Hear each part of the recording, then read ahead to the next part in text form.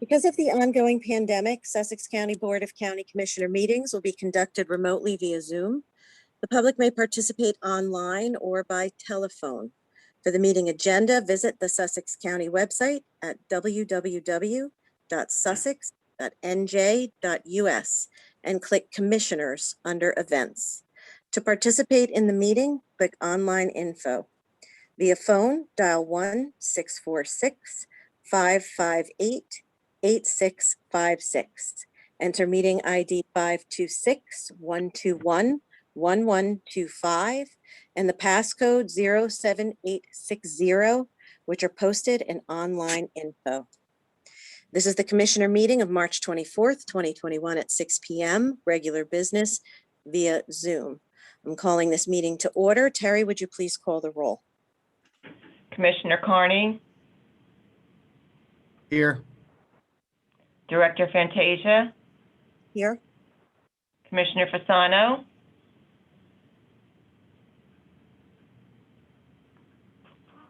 Commissioner Fasano, unmute yourself. I'll continue. Commissioner Patillo.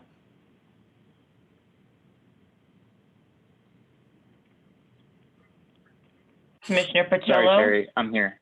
Okay, Anthony. Commissioner Patillo. Press *6 to unmute yourself.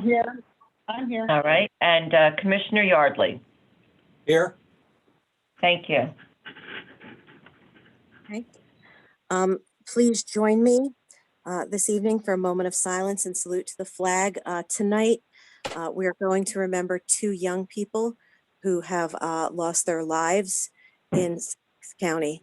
Out of respect to the families and their identities, I will not be saying their names, but if you're a member of the community, you're well aware of the losses that the families have experienced. And I'd like you to just keep these families and these children in your prayers.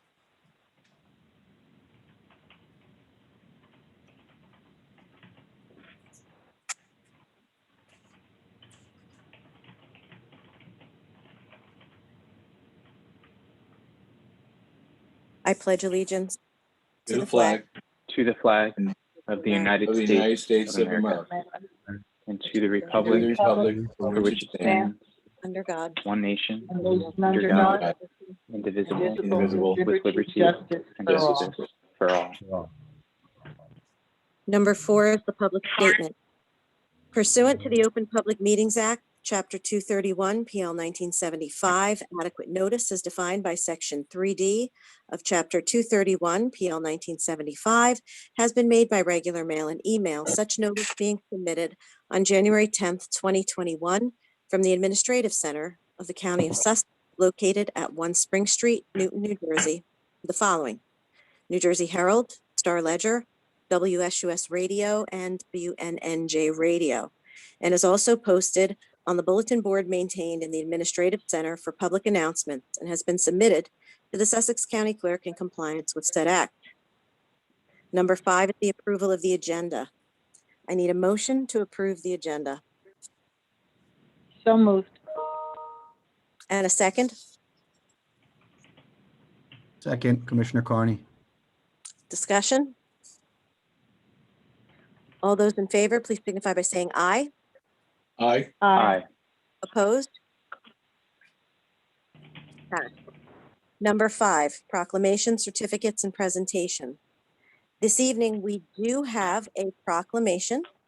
We have Take Down Tobacco, National Day of Action. And we have Ayla Bauer from the Center for Prevention and Counseling that will be accepting. And I'm going to ask Commissioner Patillo to please read the proclamation for us. Thank you very much, Dawn. Whereas tobacco is still the #1 leading cause of preventable death in the United States and across the globe. And whereas the tobacco industry markets a wide range of addictive and dangerous products that has resulted in the increase in youth e-cigarettes use. And whereas youth tobacco rates are at a 20-year high in the United States due to the worsening youth e-cigarette epidemic, reversing the progress that had been made toward reducing tobacco use. And whereas Take Down Tobacco is the Campaign for Tobacco-Free Kids signature platform for empowering people to stand up and speak out against the tobacco industry. And whereas the Take Down Tobacco National Day of Action is a day of activism where communities across the world rally together against the tobacco industry, reflecting on both the progress already made and what still must be done to achieve the first tobacco-free generation. Now, therefore, be it resolved that the Sussex County Board of County Commissioners does hereby proclaim that April 1st, 2021 is the Take Down Tobacco National Day of Action, and together with the Center for Prevention and Counseling, Tobacco Free for a Healthy New Jersey and Incorruptible US recognizes that tobacco products, including e-cigarettes, contain nicotine and other harmful substances that can cause lasting health effects. And be it further resolved that the Board of County Commissioners encourages all Sussex County residents to unite in raising awareness about tobacco use in their communities and engaging all youth to stay tobacco-free. Certified as a true copy of a resolution adopted March 24th, 2021 by order of the Board of County Commissioners, Commissioner Director Dawn Fantasia, Deputy Director Anthony Fasano, and Commissioners Sylvia Patillo, Herbert Yardley, and Chris Carney. I am so glad that we have a representative today, Ayla, that you're here from Prevention and Counseling, because you have done so much to promote preventive education in so many different areas, but especially currently with the e-cigarettes and all the issues associated with the substances that are so dangerous in these aerosols. So I want to thank you for all the work that you do and the support for this. I also want to take a moment to thank our divisions in the county of our Division of Community and Youth Services, who has also been promoting awareness. I know it's been difficult in times of this pandemic when things have everything gone on Zoom, but even in the midst of that, it's really important that our community recognizes the health issues associated with e-cigarettes for our youth. And if you go on the CDC site, they have a list and multitudes of information of substances and the reasons why these things are dangerous, because I know oftentimes there are controversial issues about things like this. But if you look at the information on the CDC, it will clearly state and give you many, many reasons why e-cigarettes should not be allowed and why our children should be clearly informed of the true dangers associated with these products. So, Ayla, I want to thank you for being here. I want to give you an opportunity to please speak on this issue if you'd like. Thank you so much. Thank you, Commissioner Patillo, and all the commissioners as well. This is an amazing opportunity, and I just want to thank you all for having me. Take Down Tobacco is formally known as Kick Butts Day, which is probably how most of you know it. And it's basically a rename because of obviously the change from cigarettes to e-cigarettes. And so they've renamed it Take Down Tobacco National Day of Action. And this is where youth activists and educators, parents, and concerned citizens can come together to rally against e-cigarettes and tobacco use. And what we're doing here today, raising awareness of the problem of tobacco in the community, encouraging youth to reject tobacco industry's deception of the marketing tactics and stay tobacco free, and also urge elected officials to take action to protect children. And that is what we do for the Center for Prevention and Counseling and our Youth Tobacco Action Group. We have a group of about 20 students that are teens in Sussex County that work hard along with a state group to keep everybody well educated up on the trends and learn more about how tobacco and e-cigarette use can be dangerous. So I just want to thank you for the proclamation and the opportunity. Well, thank you so much. And thank you for all that you do. Greatly Thank you. I appreciate it. Thank you. Thank you for joining us. Number 7 is public hearings, and there are none. And that takes us to number 8, which is public session from the floor. This public session is for questions or comments pertaining to agenda items only. Before we open the session, we ask callers wanting to make a comment to first state your name and municipality. The clerk will create a roster and call each in the order received. Comments are limited to 3 minutes or less. And again, I would like to state a couple basic rules that go along with open public session. First, if we were live in a meeting and anyone were to use profanity during speaking, they would not be able to continue to speak and they would be removed from the meeting. So no different in a virtual setting. If you choose to use profanity, you'll be muted and ejected from the meeting. Second, all comments are to be directed at the commissioners. There will be no back and forth from the public. If you feel the need to unmute yourself and say something to another public member, you also will be ejected, just as if we were in our actual live meeting room and you started yelling at one another across the room. You would be escorted out during the live public meeting. And lastly, I ask that you do not use this platform as a way to attack other members of the public. We release recordings of these meetings and we do not edit content at all. This board, though, cannot release commentary that is blatantly slanderous from one member of the public to another member of the public. We cannot be complicit in that. So therefore, I ask again that all comments are directed to the board. Now, this is the first open public session. This must pertain to agenda items only. If you wish to speak on any other item that affects you and the county, that would be at the end of the meeting at the last open public session. That is for all subjects. This one is simply for items on the agenda. So at this time, any caller that wishes to speak on an agenda item, please unmute yourself, state your name, your municipality, and Terry will create the roster.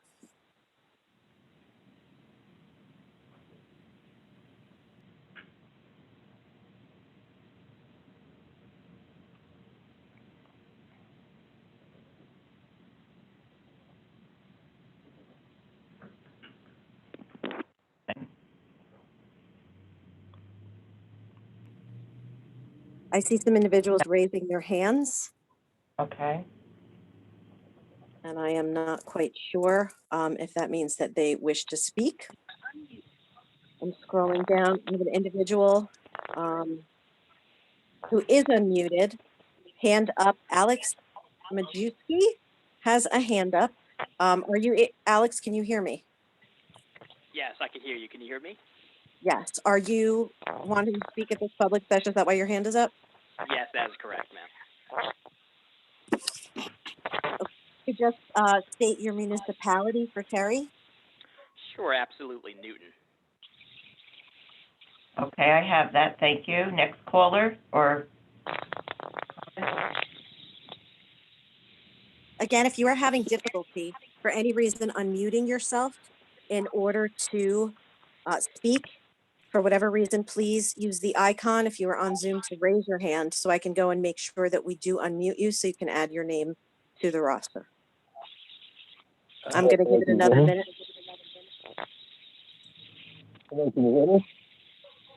very muffled. Who is this? Kenneth Collins, Andover Township. I'm sorry, what is the first name? Kenneth Collins, Andover Township. Now it's better. Thank you, Mr. Collins.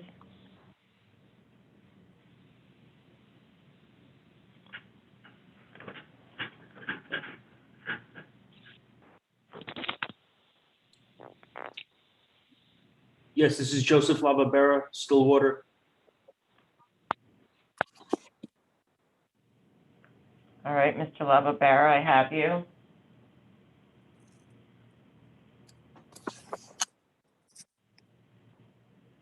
Okay, hearing no one else come forward, Terry, would you please call the roll in order? Yes, our first speaker is Alex Majewski from Newton. Hi, good evening, Commissioners. I'd like to begin tonight by thanking this board for their hard work and dedication. One of the items on tonight's agenda is the introduction of the 2021 county budget. I am very happy to see that there is a 1.91% decrease in this budget, which is approximately $2.2 million less than the 2020 adopted budget. I just want everyone to know that this is the lowest it has been since 2015. It's wonderful that this board advocated for an increase in shared services, which is one of the reasons why the budget was able to see such a decrease. I look forward to seeing the final budget next month. Secondly, I see a full agenda tonight, and I'd like to ask this board just to keep the public aware that all discussion should remain relevant and courteous to agenda items. While there is an opportunity during the public session from the floor to ask questions or make comments on any topic, it should be of a professional nature, as this is not a free-for-all for individuals to air their personal grievances and problems. This is really a meeting for duly elected commissioners to conduct county business, and I look forward to hearing what's on the agenda tonight. Thank you, everyone. Thank you. Okay, our next caller is Mr. Kenneth Collins from Andover Township. Mr. Collins, are you there? Yes, hello, can you hear me? Yes, you can start. Hi. Thank you for giving me the opportunity to speak to you tonight. It's refreshing for the first time in this century to see the county budget coming in lower instead of higher. But it's also kind of disturbing to see it coming in so significantly lower, and to be seeing that there is still going to be a tax increase, which that's very unfortunate. And I think that more work should be done to figure out how to stop increasing taxes, as the county commissioner board does year after year and has pretty much every year since I moved here in the last century. The reason why I'm here to talk to you tonight, and it's a subject that I've talked to you about multiple times in the past, and that is money being spent on the county college in the county budget.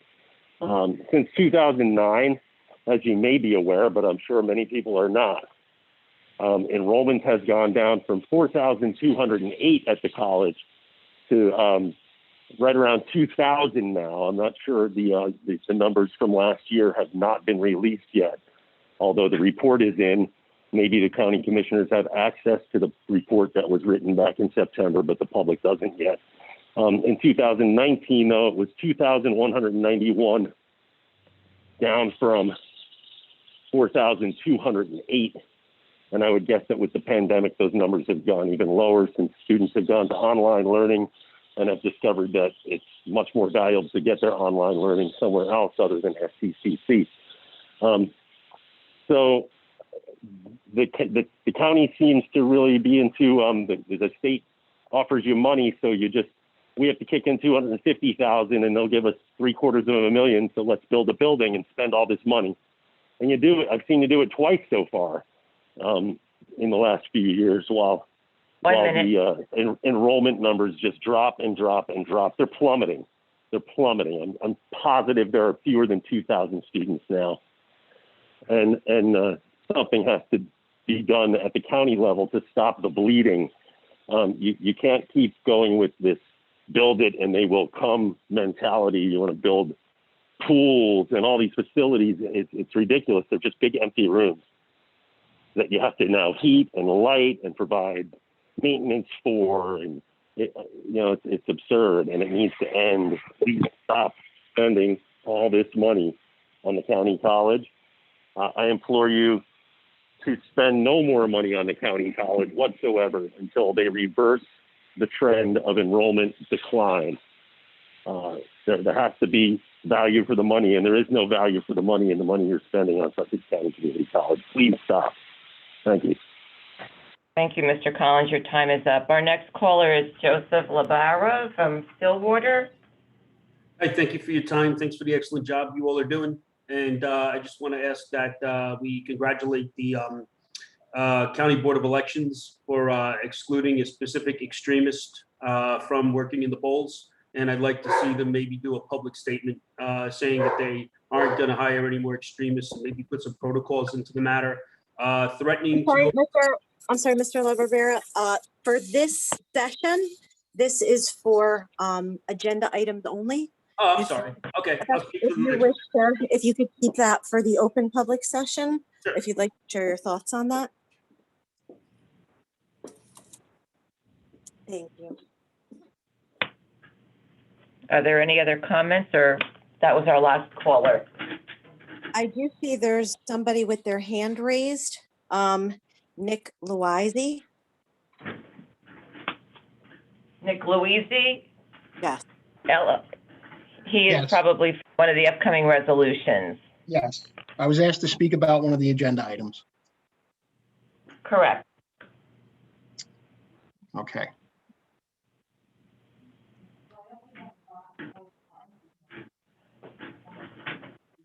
Director Nick Louisi is our Municipal Alliance Coordinator for the county. Correct. We are not going to have him speak at the open public session. We will have him speak before that resolution. Okay, thank you. Okay, thank you.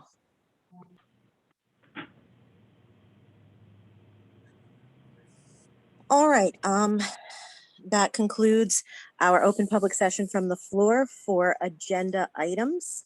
I need a motion to close the floor for public comment. Make the motion. We close the public session. I'll second the motion, Dan. Thank you. All those in favor, please indicate by saying aye. Aye. Aye. Aye. Opposed? Pass. Next is number 9, Commissioners' comments, and we're going to begin with Commissioner Carney. All right, thank you, Director. For some reason, if you can't hear me, let me know, because it was a little broken up. I'm sitting in my office and it's not as clear as I would like it to be. So just cut me off at any time. I do have some engineering and planning reports, and then I have a couple other items that I just want to go over. So I'll start with engineering and planning. The guide rail upgrades in the county, removal and replacement of damaged, obsolete, and standard guide rail systems located along a segment of Route 565 between 206, also known as Ross's Corner intersection, in Pelltown Road in Frankfort Township. Construction will resume after the winter shutdown. The program scope is 18 systems consisting of plus or minus 12,000 feet of rail and plus or minus 38 terminal ends. Estimated construction cost is $670,000. Going to bridges, there is a bridge on Oil City Road in Wantage. As of now, the status is 60% design on their documents. The information package has been sent to Wantage Township for comments. Program scope is basically an overhaul of the bridge, replacement of the bridge, and the estimated construction cost on that is $1,200,000. There is a resolution about what I'm about to speak about next. This is the Warren Heritage Scenic Byway Extension, County Route 604 that enters into Byram. Support for this extension is being requested from local, municipal, and county governing bodies by the Warren Heritage Scenic Byway Committee. Current actions: Warren Heritage Scenic Byway Committee seeking support for the extension from county and municipal governing bodies, which the extension where travel is through. Byram Township Committee has provided support for the extension. Sussex County Open Space Trails Grant Program. The Trails Grant Program is being developed in response to the voter referendum of 2017, which expanded the use of the Sussex County Open Space Trust Fund to include trail enhancements and stewardship uses. The current actions on that: finalized trail grant programs, regulation, and application package, final review and recommendation of the program documents by Sussex County Open Space Committee, and then I'll go to the Sussex County Open Space Committee and the county commissioners, for its review and authorization. Moving along, I want to touch base on something that we discussed last meeting about our nursing homes.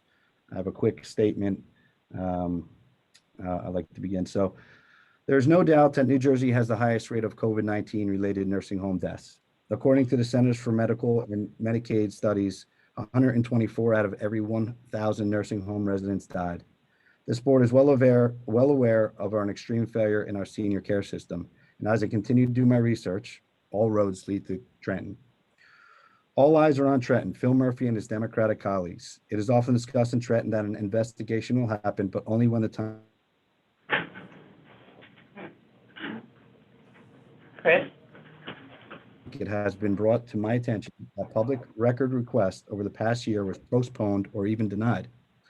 We all have the right to know what happened, and Trenton seems to be engaging in some type of cover-up. As commissioner, I intend to figure out why so many people died and ensure it does not happen again. As Trenton debates what the right time is, I will tell you the right time is now. Today, instead of getting to the bottom of what is taking place, Trenton uses COVID-19 as a cloak to cover up what is really happening in a crumbling Democrat-controlled legislature. What is most concerning to me is that the state knew about what was going on and all the deaths in the nursing homes, yet they did nothing, absolutely nothing.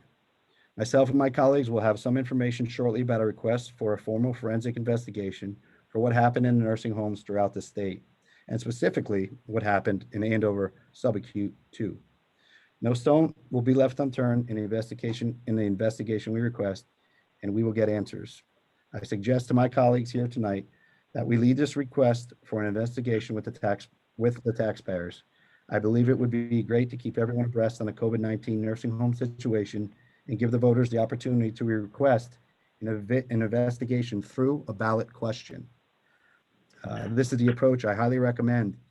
We owe it to those who have lost their lives for the reasons outside their control. Remember, at the end of the day, each of those individuals who passed are all family and friends. I will constantly fight to make sure that our county residents get an answer and the people responsible are held accountable. Thank you. And I just have one more thing, Director. I want to I have a hometown hero that I would like to recognize. So I have a little blurb I would like to say. I'd like to recognize a Sussex County resident who just recently returned home from his third tour in Iraq, where he served 9 months. Rob Peer has served in the National Guard for almost 20 years. He returned home Friday with open arms to his hometown in Frankfurt, where he was greeted by friends, family, and Frankfurt Fire Department, where he also served for the past 15 years and is currently the deputy chief. Rob received a hero's welcome back to Frankfurt with a hero's escort from Bridgewater and Somerset areas, with first responders from various agencies and veterans group escorting him all the way back to Frankfurt. The last escort to the Frankfurt Firehouse was Rob's brother, Mark, who is also a Frankfurt firefighter, a U.S. Marine reservist, and a Sussex County Sheriff's officer. Rob has served in 3 tours in Iraq, stemming from his first deployment in 2003. His most recent deployment this past year, First Sergeant Peer was stationed in Ain el-Assad, which recently came under attack. During this time, Rob lost his mother. The story touches home for me, not only because Rob is a friend of mine and he lives in the same town as I do, but because my father also served in the National Guard. And as a young child, I remember being scared and wondered why he had to leave, considering he fought in Vietnam many years prior. Rob has a wife and 2 daughters, who I am sure have worried every time he has left home to serve. It honors me to acknowledge First Sergeant Peer and all who serve in our armed forces. Welcome home, Rob, and we are happy that you're safe. And that concludes my reports. Thank you. Thank you, Commissioner. Next, we are going to go to Commissioner Patillo. Thank you, Dawn. I'd like to begin with information from the Division of Health, the Office of Public Health Nursing. We will be having a women's health screening clinic that will be held on Thursday, April 15th, from 4 p.m. to 8 p.m. at the Public Health Nursing at 201 Wheatsworth Road in Hamburg. Appointments are required and can be scheduled by calling the Office of Public Health Nursing at 973-579-0570, extension 1246. Also, a health check clinic will be held on Tuesday, April 13th from 2 p.m. to 4 p.m. at the Public Health Nursing at 201 Wheatsworth Road in Hamburg. Appointments are required and can be scheduled by calling the Office of Public Health Nursing, again at 973-579-0570 at extension 1211. There's an annual school immunization audit that will be happening The Office of Public Health Nursing is in the process of conducting annual school immunization audits for vaccine compliance in each of the Sussex County school systems. Approximately 100 schools will be audited in the county. Next is our community and our youth services. Right now it's 7 p.m. If you want to switch over, they are having a hidden in plain sight presentation tonight. This presentation will equip parents and community members with the knowledge to look past the obvious and become aware of the signs and symptoms of drug misuse. The program is provided by the County of Sussex and Sussex County Municipal Alliances. For more information, please contact Tina at 908-747-1152. I held one of these programs, Hidden in Plain Sight, in the PACON when I was the mayor, and I have to tell you that they're wonderful. They actually set up an entire bedroom with a teenage child, and you go through the bedroom and they show you where they can hide drugs. And believe me, children today are very sophisticated in how they hide drugs. They're in plain sight, but you don't see them. They're in clothing, there are different types of products that they have, and this program leads you through each and every one of them so that you can really be aware of what's happening. It's a wonderful program, and before COVID, and possibly soon, you could have them in your schools. They'll come down to your community, and they'll have one for your community. So tonight they were just having one on Zoom to help people still continue to get the information and the awareness that they need. And I know we have Nick Louisi on the phone, and he's going to speak when we do our resolutions, but the need to keep the money that the state sends us for our drug and alcohol alliances is imperative. It's these type of programs and all the outreach and prevention education that is needed at a time when drug abuse is out of control. So I know he will speak on that. He's the coordinator of our drug and alcohol alliances, a tremendous help to all of the towns. Next, I want to talk about senior services, the needs assessment survey.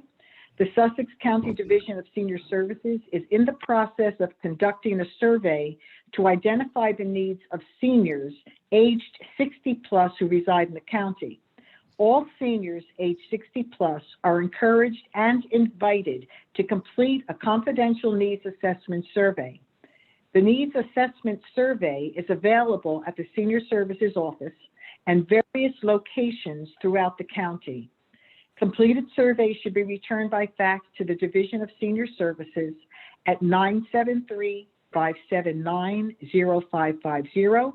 And for additional information, you can contact the Sussex County Division of Senior Services by calling 973-579-0555, extension 1222, or email seniorservices@sussex.nj.us.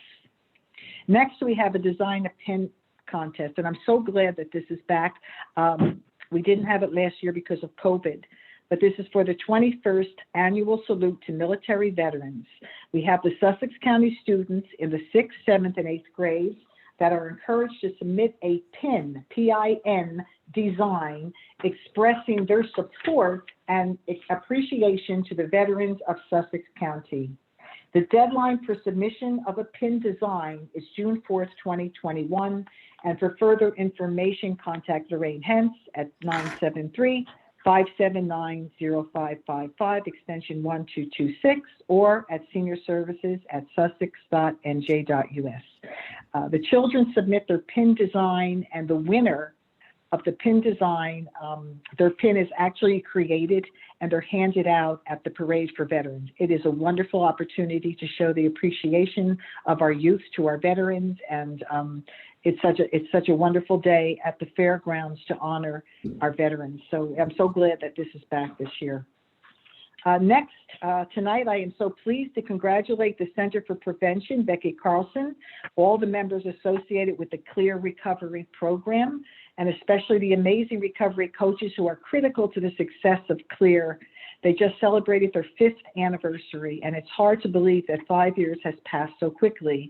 For those of you who don't know what Clear is, it is the Community Law Enforcement Addiction Recovery Program that was started 5 years ago, and it opened the door to so many grants and other opportunities. And I'm just going to name a few of the grants that we received. In 2017, the Opioid Overdose Recovery Program, utilizing recovery coaches in the emergency room. Other funding came from MWARP, helping pregnant and new moms. The STAR program, working with people for up to a year in recovery. County Chapter 51 funding, providing many recovery events, programs, and activities. The Recovery Community Center offering drop-in services and more. And Operation Helping Hands with the Prosecutor's Office, law enforcement, and recovery coaches working together around the county to engage individuals and families. Right now, the Recovery Center received foundation funding and they are getting a new clean look. They will be having a soft opening April 6th with small groups and the appropriate social distancing. It will be a hybrid meeting so you can attend by Zoom. And this is just a reminder that the Center for Prevention and Counseling currently offers free Narcan kits and training to Sussex County residents, along with wraparound recovery support for individuals and families affected by substance use disorder. Anyone in need of overdose prevention training, recovery support, to treatment services can call the 24/7 helpline at 844-SC-CLEAR. And I just want to take a moment to read some of the numbers from the CLEAR support group over the past 5 years. We now have 9 county police departments where you can walk in and ask for help for recovery, and a recovery coach will be sent down to the police department and begin to work with you and get you to recovery and into the programs that you need. And those departments are Newton, Andover, Byram, Sparta, Ogdensburg, Franklin, Hardiston, Hamburg, and Vernon. So far, 69 people have engaged in services by walking into the police department. They have outreach events all the time. They have had 13 door-to-doors where they go door-to-door events. They've had 7 municipal court events, Sussex County Fair events, and 23 people accepted services from those past events. They have incident referrals from 11 arrests and 8 overdose follow-up, and 7 engaged in services from those referrals. Now, hospital referrals, they had 1,579 patients have met with a recovery coach in the hospital. 82% accepted services. And the helpline in Sussex County Recovery Community Center calls, 70 people engaged in services through those activities as well. And I want to thank them for all that they have done and for all the people that are involved in the CLEAR program. There's one more thing I want to mention. It is another recovery series, only this one is from the Atlantic Health Behavioral Services. It says COVID-19 is contributing to a national mental health crisis, and for those who have been on the long road to recovery after contacting COVID-19, the recovery can be slow, confusing, scary, and frustrating. Some of the more challenging after effects of COVID-19 can be understanding and managing emotions and brain fog. There can present as anxiety, depression, frustration, sleep disturbance, and feelings of confusion and memory loss. And because of that, Atlantic Behavioral Health is an integral partner of the Atlantic Health System COVID Recovery Center. They are going to have a 4-part virtual support series where you will get validation and support to deal with the continuum of emotions from COVID-19. It will be self-compassion and calming techniques. They will be giving strength and hope to create a spiritual healing plan to help face the post-COVID-19 challenges and more. And the dates are March 30th, 6th, 13, and 27. There are 4 sessions from 12 to 1. If you have any interest or know of anyone that would have an interest, please call Jennifer Carpentieri at Atlantic Health Services at 973-525-8853, or you can use her email, which is jennifer.carpenteri@atlantichealth.org. That's all I have tonight. Thank you, Dawn. Thank you. And I'm going to ask the board if we can just pause a moment. I don't want to deviate in the order of the agenda in the middle of commissioner comments, but I was just informed by Nick that he needs to leave by 7 p.m. in order to be a presenter in the Hidden in Plain Sight series. So if the commissioners are agreeable, I would like to just ask Nick to please speak with us briefly about the resolution this evening now so that he's able to attend his presentation for the county. Absolutely. Okay. Of course. All right, hearing no objection. Nick, if you unmute yourself, the floor is yours. Thank you very much, Commissioner Fantasia, and I appreciate the opportunity to speak tonight about the resolution that is on the agenda. The resolution that we're referring to is the one that opposes the funding reductions of the Municipal Alliance Program that's administered by the New Jersey Governor's Council on Alcoholism and Drug Abuse for the fiscal year 2021. To give you a little bit of background on that, the Municipal Alliance Program is funded through the Governor's Council on Alcoholism and Drug Abuse, and it comes out of the DETR Fund, which stands for Drug Enforcement Demand Reduction Fund, which is a fund that was established in 1989 by the legislature to give money back to the municipalities from fines that were assessed in municipal court for drug offenses, and to help the municipalities put together prevention programming within their communities to address their specific needs for drug prevention programs. Since the inception of the Municipal Alliance Program, however, the legislature has, over the years, chipped away at the fund that is supposed to be solely intended for the Municipal Alliance Program. And the way they've done that is they've taken off the top of the fund money for the Department of Environmental Protection's Hooked on Fishing, Not on Drugs program, the Partnership for Drug-Free New Jersey, the Division of Mental Health and Addiction Services, and other programs for deaf and hard of hearing and the disabled.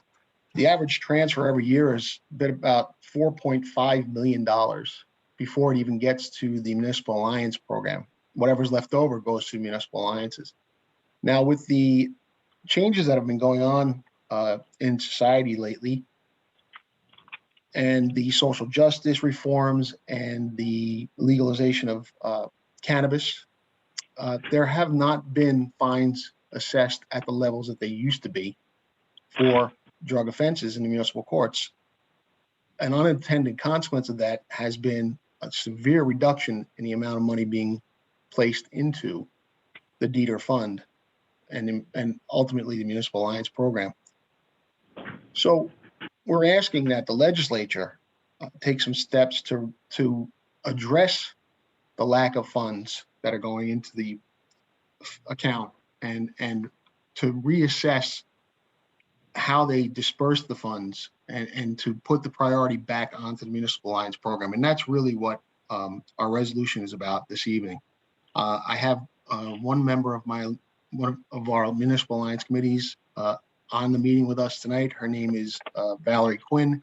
She's the chairperson of the Hopatcong Municipal Alliance Program.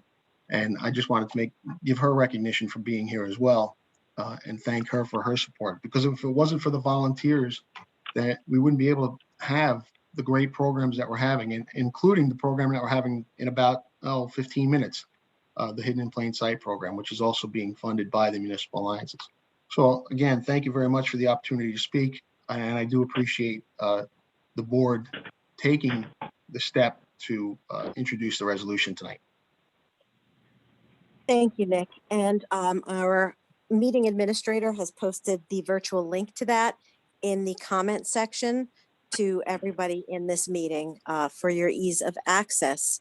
At this time, what I would like to do, since it's timely, is to read the resolution itself to explain exactly what the board is looking for.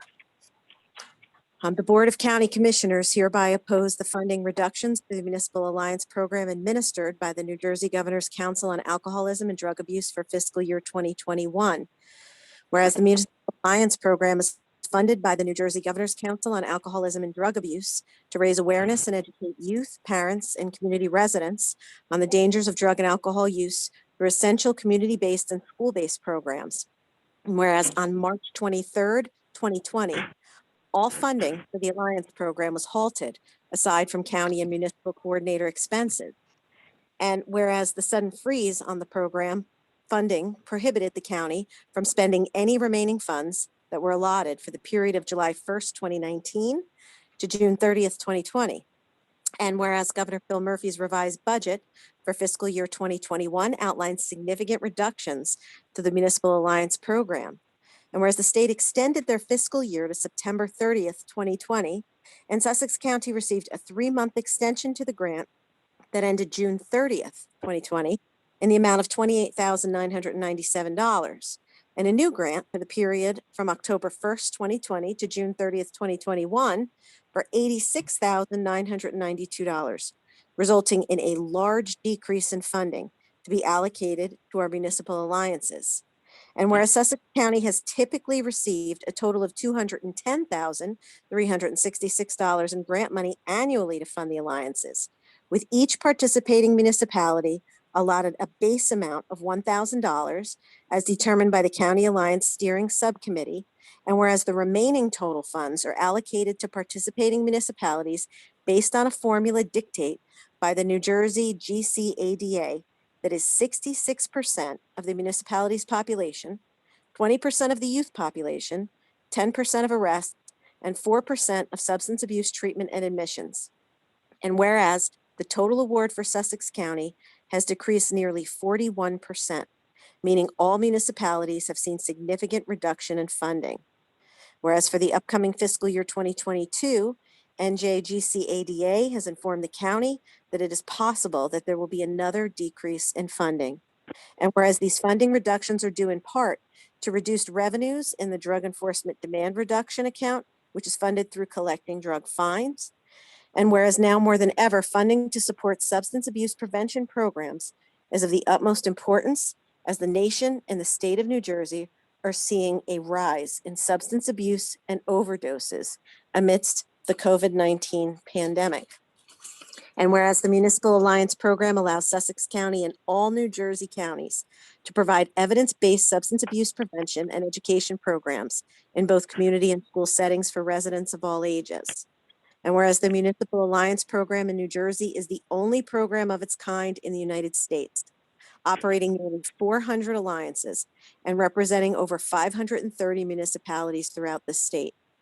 Now, therefore, be it resolved that the Sussex County Board of County Commissioners opposes the state of New Jersey's reductions to the budget for the Municipal Alliance program.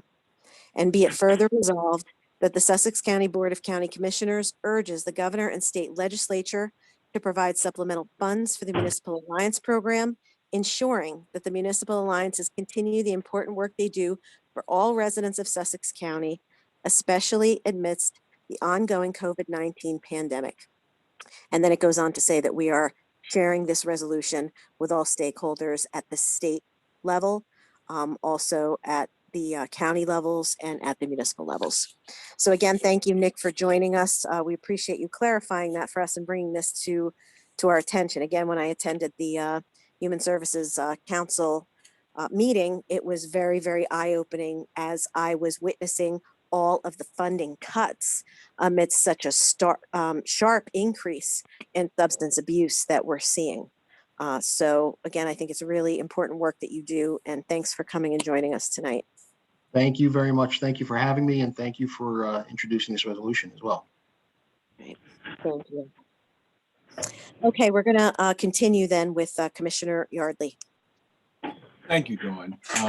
I wanted to start with, I want to talk something, say something about the resolution that's on.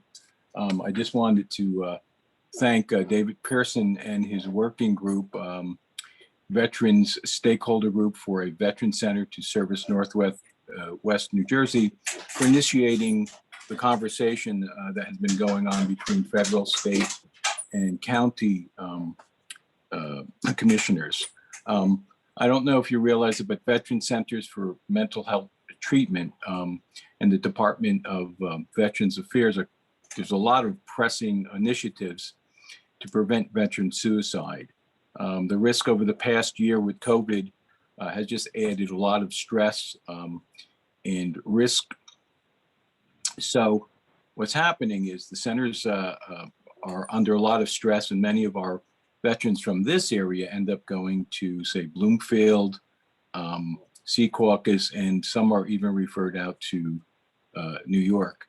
And having a center up here is very important because it also allows it's unique because it offers service to women veterans with the spouses and children and other family members, non-traditional hours for veterans to access mental health. Children can come to the center. They have areas where they can play and someone's there to help them. And people and the veterans that we have are able to get the service that they need. So this is a very important resolution tonight. And it's my hope that everyone will support it.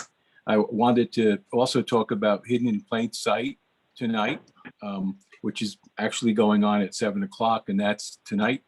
And this is an awareness presentation. And they have some police chief, dear captain, different police captains, and they have the prosecutor, Francis Koch, talking about drug trends and how to prevent youth substance use disorders.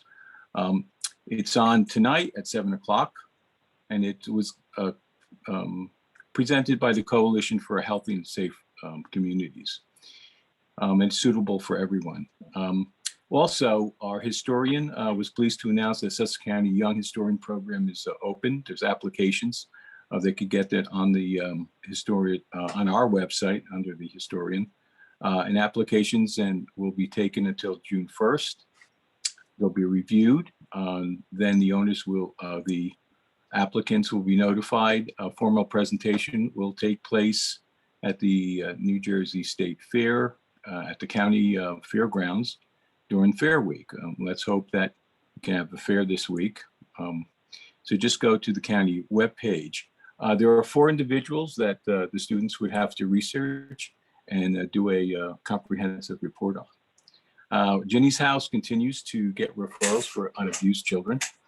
Very sad. With schools closed, believe it or not, there are less referrals. And that's something that happens when you're not attending school. Many of the referrals do come from schools. April is National Child Abuse Prevention Month. The other thing I'd like to talk about is the internet infrastructure. I've been in contact with several people in other counties and towns that are working on increasing the internet infrastructure throughout the county, that we may have the ability to do that and fund it. So there's going to be a meeting held with all counties, us, Warren County, Hunterdon County, I believe, and many of the municipalities, the hospital educators, and other interested stakeholders on how we can do this and how we can write out a proposal so that we can move that forward. I think one of the biggest problems we've had in the county is the inability to have good internet. And so I think this will be helpful. I'm looking forward to this, and I'm hoping that we can move forward and maybe get the whole county wired up. Would be great if we could do that. I also wanted to speak about something that Chris Carney touched on, and that was, the investigations into the nursing homes.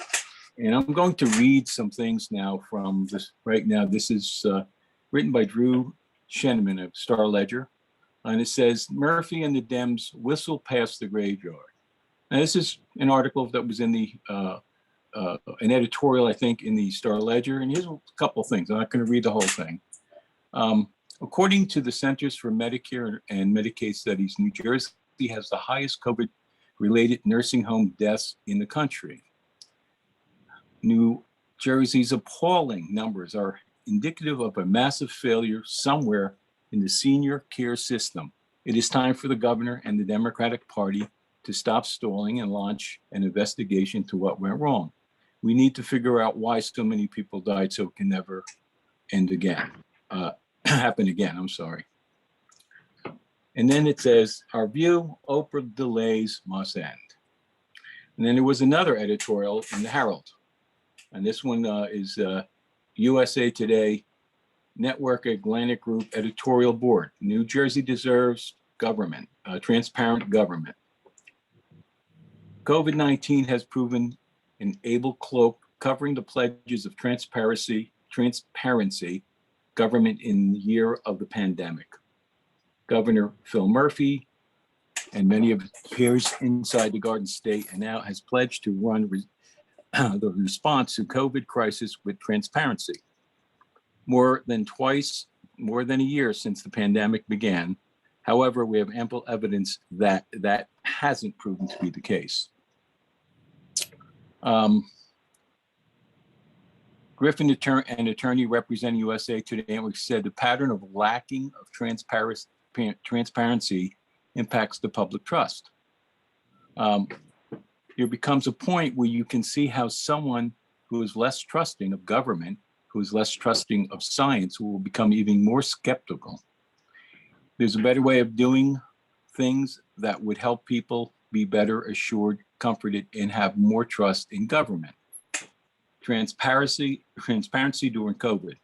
There are things that the Murphy administration refuses to share.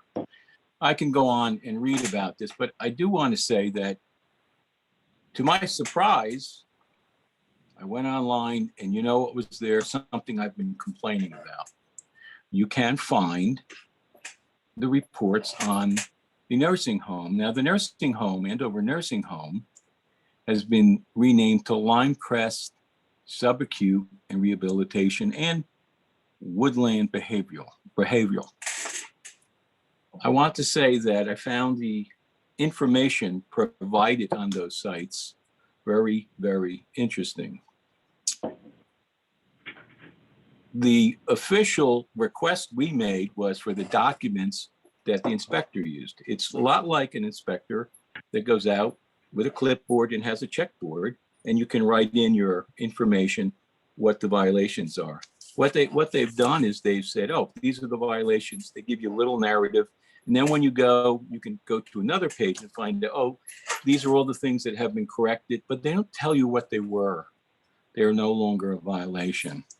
I am quite, at this point, I don't understand why they have not responded to our OPA request. I think I'm going to ask our counsel if we are at the point where we need to go to court for non-compliance with this. It's not just us we're not just getting the information. I just can't believe we have two editorials from two papers saying they're not being transparent and they won't release the information. Why will they not release that information? I think this is very important. So I'm going to ask counsel during your report if you could give us an update on this and what we need to do to move forward. If it is to go to court, then I think we have to do that just to get the information. We're just asking a simple question. Can we get some information on what happened when we sent down the request and it said there were problems? We'd like to have actual copies of the inspection reports. So that's my report, Dawn. Thank you. Thank you very much. Deputy Director Fasano. Thank you, Director Fantasia, and thank you to all who are joining us this evening. I wanted to start my report tonight with some really good news we just received just a few hours ago. Today, the vaccination center at Sussex County Fairgrounds administered its 10,000th vaccine. 10,000th vaccine. I'm very proud of that number and very proud of all the effort that has gone into that with our staff and our volunteers. From the beginning of this process about 10 weeks ago, we made a commitment to administer every shot we received from the state. We also made a commitment to advocate for more vaccines, not only for the county site at the fairgrounds, but for our commercial partners and our regional sites as well. And yesterday, the state of New Jersey reported that over 54,000 vaccines have been administered to Sussex County residents, with 20,000 of those being second doses. These numbers reflect real progress being made from a vaccination standpoint, and I'm confident that we are prepared for the real work that still remains. We are continuing to assign a weekly allocation of vaccines to our senior citizen population. We are continuing to fine-tune our appointment scheduling process, and we are continuing to push for more Johnson & Johnson vaccines so that we can continue to administer them to homebound residents as well. Where there is progress, there is momentum, and we want to make sure that we keep it going. The county will also continue to offer our array of at-home and in-person testing options, but I did just want to note a small change with Sioux Falls Health Center, who will now be alternating their in-person testing sites between West Shore Trail in Sparta and the Newton VFW. They will no longer be hosting their stand-up in-person testing site at the fairgrounds. It has not been drawing enough residents to continue there, and it also makes more logistical sense as that is the location of the vaccination center. So of course, all of this information and daily updates can be found at sussex.nj.us/COVID-19, and we will always continue to keep you informed of our progress. There are important resolutions on our agenda tonight. One that we just spoke about opposes the significant funding reductions in the governor's budget for the Municipal Alliance Program, which comes at a time where funding substance abuse prevention is even more of a priority, not less. We have a resolution tonight urging the governor and the New Jersey legislature to reverse course on recent legislation that prohibits law enforcement officers from notifying parents of an underage child's first offense of possessing or consuming marijuana or even alcohol, which is just absolutely crazy. And as Herb just mentioned, a resolution urging the Federal Department of Veteran Affairs to establish a veteran center in Northwest New Jersey for the estimated 40,000 veterans that reside in Sussex, Morris, Warren, and Hunterdon counties, as many veterans, service members, and their families have to travel out of the area to receive much needed health care, including mental health care.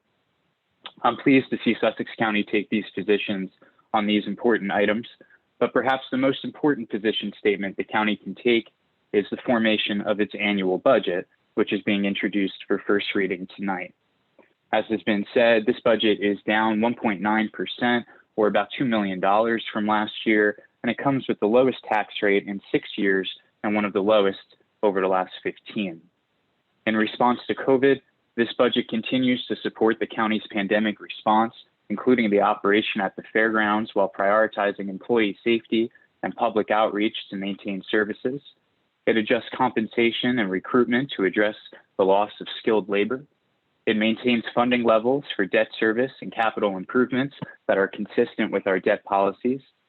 It significantly prioritizes road resurfacing, bridge replacements and improvements, along with guide rail maintenance. It makes significant investments in education, both at Sussex County Community College and Sussex County Technical School, along with providing for the significant expansion of the Dennis Memorial Library in Newton. It expands transportation services to out-of-county medical appointments for senior citizens, including providing for transportation on holidays for dialysis appointments. It expands fire prevention services by hiring a full-time fire inspector within the office of the fire marshal. It complies with new election mandates by the state of New Jersey to ensure safe and secure elections. It provides educational programming for agricultural producers to promote agro-tourism and commercial agriculture. It bolsters our Office of Mosquito Control to be better prepared for potential threats with the hiring of new specialists. It increases contributions to all volunteer EMS organizations within the county, and it expands our Division of Planning and Economic Development to improve long-term planning and effectiveness.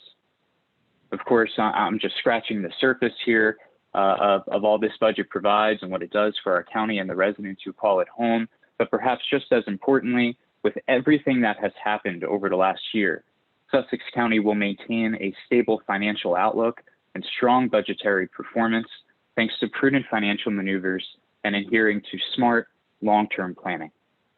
I'll never say, ever, that any budget is perfect, but this one is rooted in financial reality.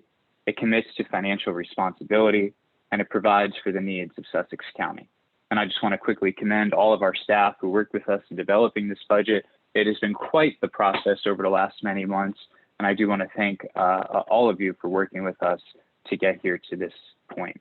So thank you, Director, and that concludes my report for this evening. Thank you.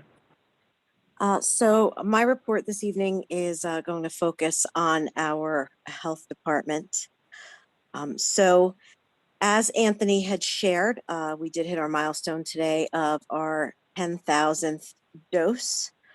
And as of March 20th, we've administered 5,402 first doses and 4,258 second doses of the Moderna vaccine at the fairgrounds. Public Health Nursing and Atlantic Health partner to ensure that all school personnel are vaccinated, as well as victims of domestic abuse and the homeless have been a focus. Now, seniors who do not have access to the internet or are necessarily digitally savvy may call Sussex County Senior Services at 973-579-0555 to receive assistance in registering for a vaccination appointment. And seniors who do not have transportation to the vaccine site can contact Skylands Ride at 973-579-0480 for assistance. And residents are urged to contact Skylands Ride prior to registering for the vaccination. Now, as you know, we did receive the county 100 doses of the Janssen COVID-19 vaccine, and Public Health Nursing has vaccinated 75 homebound residents in Newton. We have an inventory now of 25 doses. We've received a second shipment of 100 doses of the Johnson & Johnson Janssen vaccine, and the new vaccine is portable and will be used also for vaccinating Sussex County's homebound population. So if you would like to request a vaccination for a homebound individual and their caregiver, contact Public Health Nursing at 973-579-0570 or by email at schealth@sussex.nj.us. And again, that is new. We do anticipate receiving additional doses of the Johnson & Johnson vaccine, which is stored much easier than the Moderna and Pfizer. It has different temperature requirements and different longevity once reconstituted. So it definitely does fit the needs of traveling to homes to administer. So please reach out, and that vaccine is available not only to the homebound individual, but also to their caregiver. And it is single dose, just so you are aware. And it's been proven highly effective against hospitalizations and preventing the most severe forms of the illness. So as of right now, our county vaccine notification system has roughly, I'd say 16,000 residents registered. There were 1,300 requests to be removed. So those were individuals who found a vaccination elsewhere. And persons who have registered with the county are being contacted by email to initiate the process of being scheduled. And we are no longer sending out a blast email to all who have registered. It is going out in small quantities. Now, the county continues to restrict vaccination site appointments at the fairgrounds to those who live, work, or go to school in Sussex County. We encourage you to use the vaccinefinder.org link on the county website to search for the first available appointment. So again, if you visit the county website, you'll be able to see all of the links on our COVID page to register for your vaccination or to find a site that works within your schedule. So for any questions you have regarding vaccinations, you can call the Sussex County COVID hotline, 973-579-9488 from 9 a.m. to 4 p.m. Monday through Friday. Now I want to talk to you a little bit about the infection rates that we've seen on the weekly COVID report that's released from the state. Northwest New Jersey remains orange, which is considered high in the three-part matrix, how the state rates our activity. But over the past 2 weeks, the county's daily rate of positive tests typically approaches anywhere from 60 cases to having several days that exceeded 100 cases. And Lama Shaddad, who is our epidemiologist, she gave a little bit more background on this, and she reported that our increase is due to predominantly high school age children, especially those involved in sports. That's contributed significantly to the increase, and then subsequent contacts with parents and siblings have resulted in household-wide infections. So please keep in mind again that school-age students, or at least anybody under the age of 16, currently cannot be vaccinated, and only Pfizer has been approved for 16 and 17-year-olds. The other vaccines are 18 and up. And the state did release, by the way, new updates for social distancing guidelines for schools, citing evidence that schools themselves have not been proven to be hotspots of spreading of infections. So the New Jersey Department of Health and the Department of Education have released that guidance to all schools. As of the 23rd of March, there are 8 confirmed outbreaks in Sussex County schools, and we continue to monitor reports regarding any of the variant strains that you may read about. Sussex County's first infection resulting from a variant strain was reported the week of March 8th.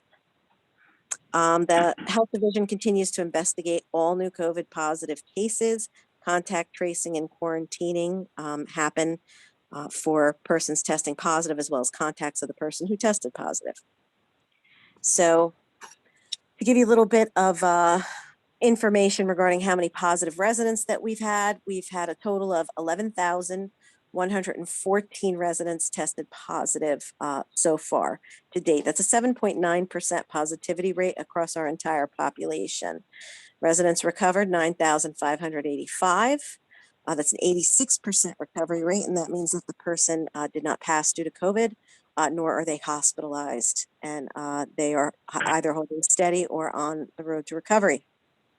Total positive individuals that are under investigation right now that are positive are 1,248. So that's 11.2%.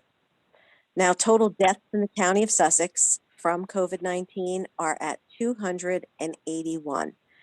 So we are at a 2.5% fatality rate, and I can't stress enough, one death is too many deaths.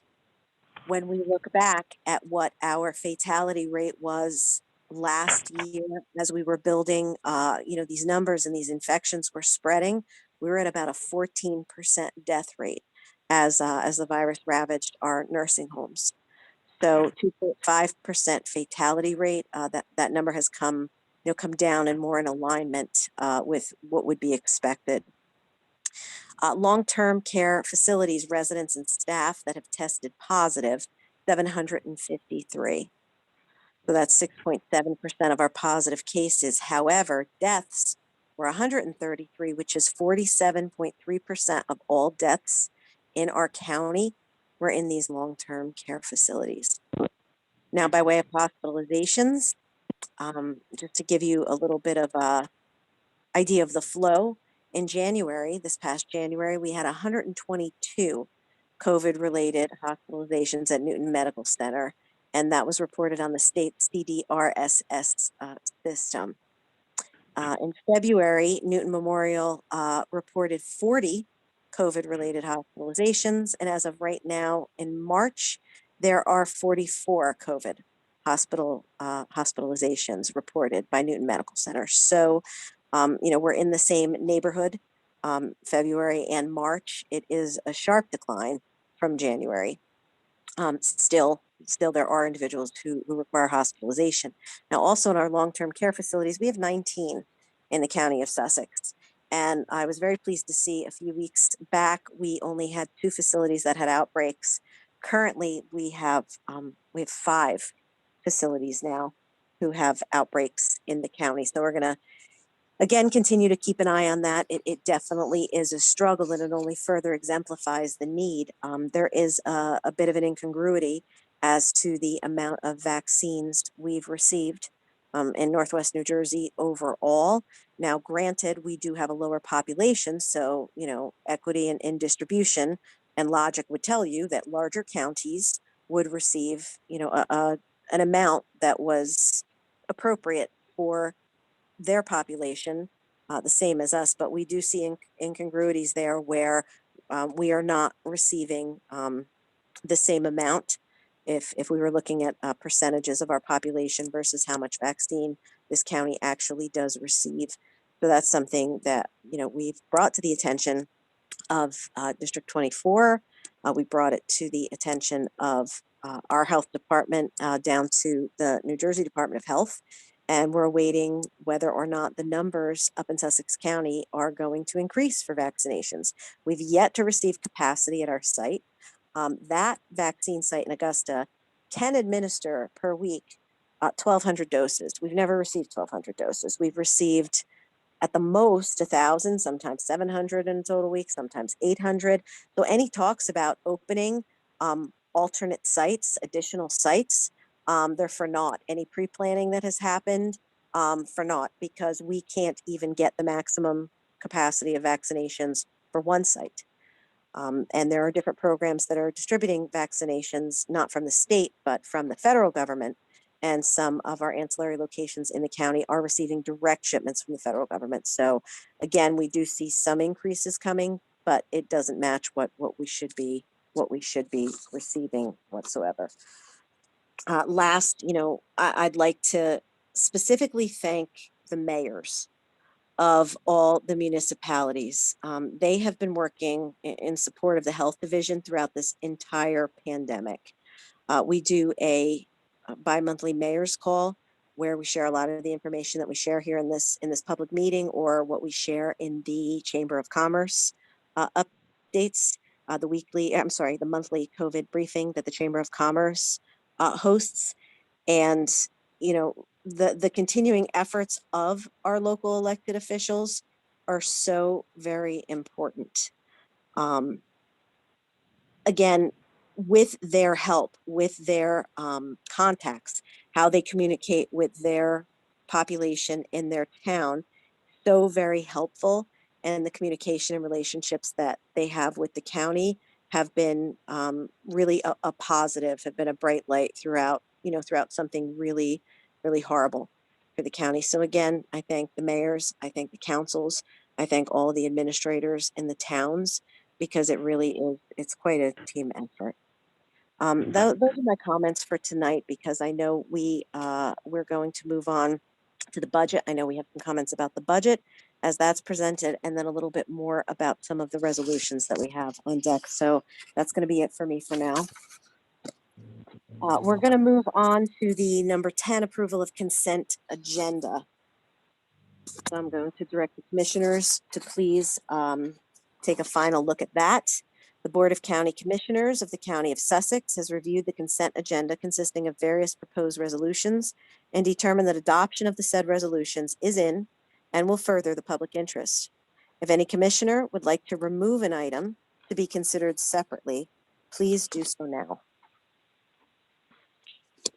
So at this time, I would need a motion to adopt the consent agenda A through I. So moved, Dawn. Thank you, Sylvia. A second? Second, Commissioner Carney. Second. Discussion?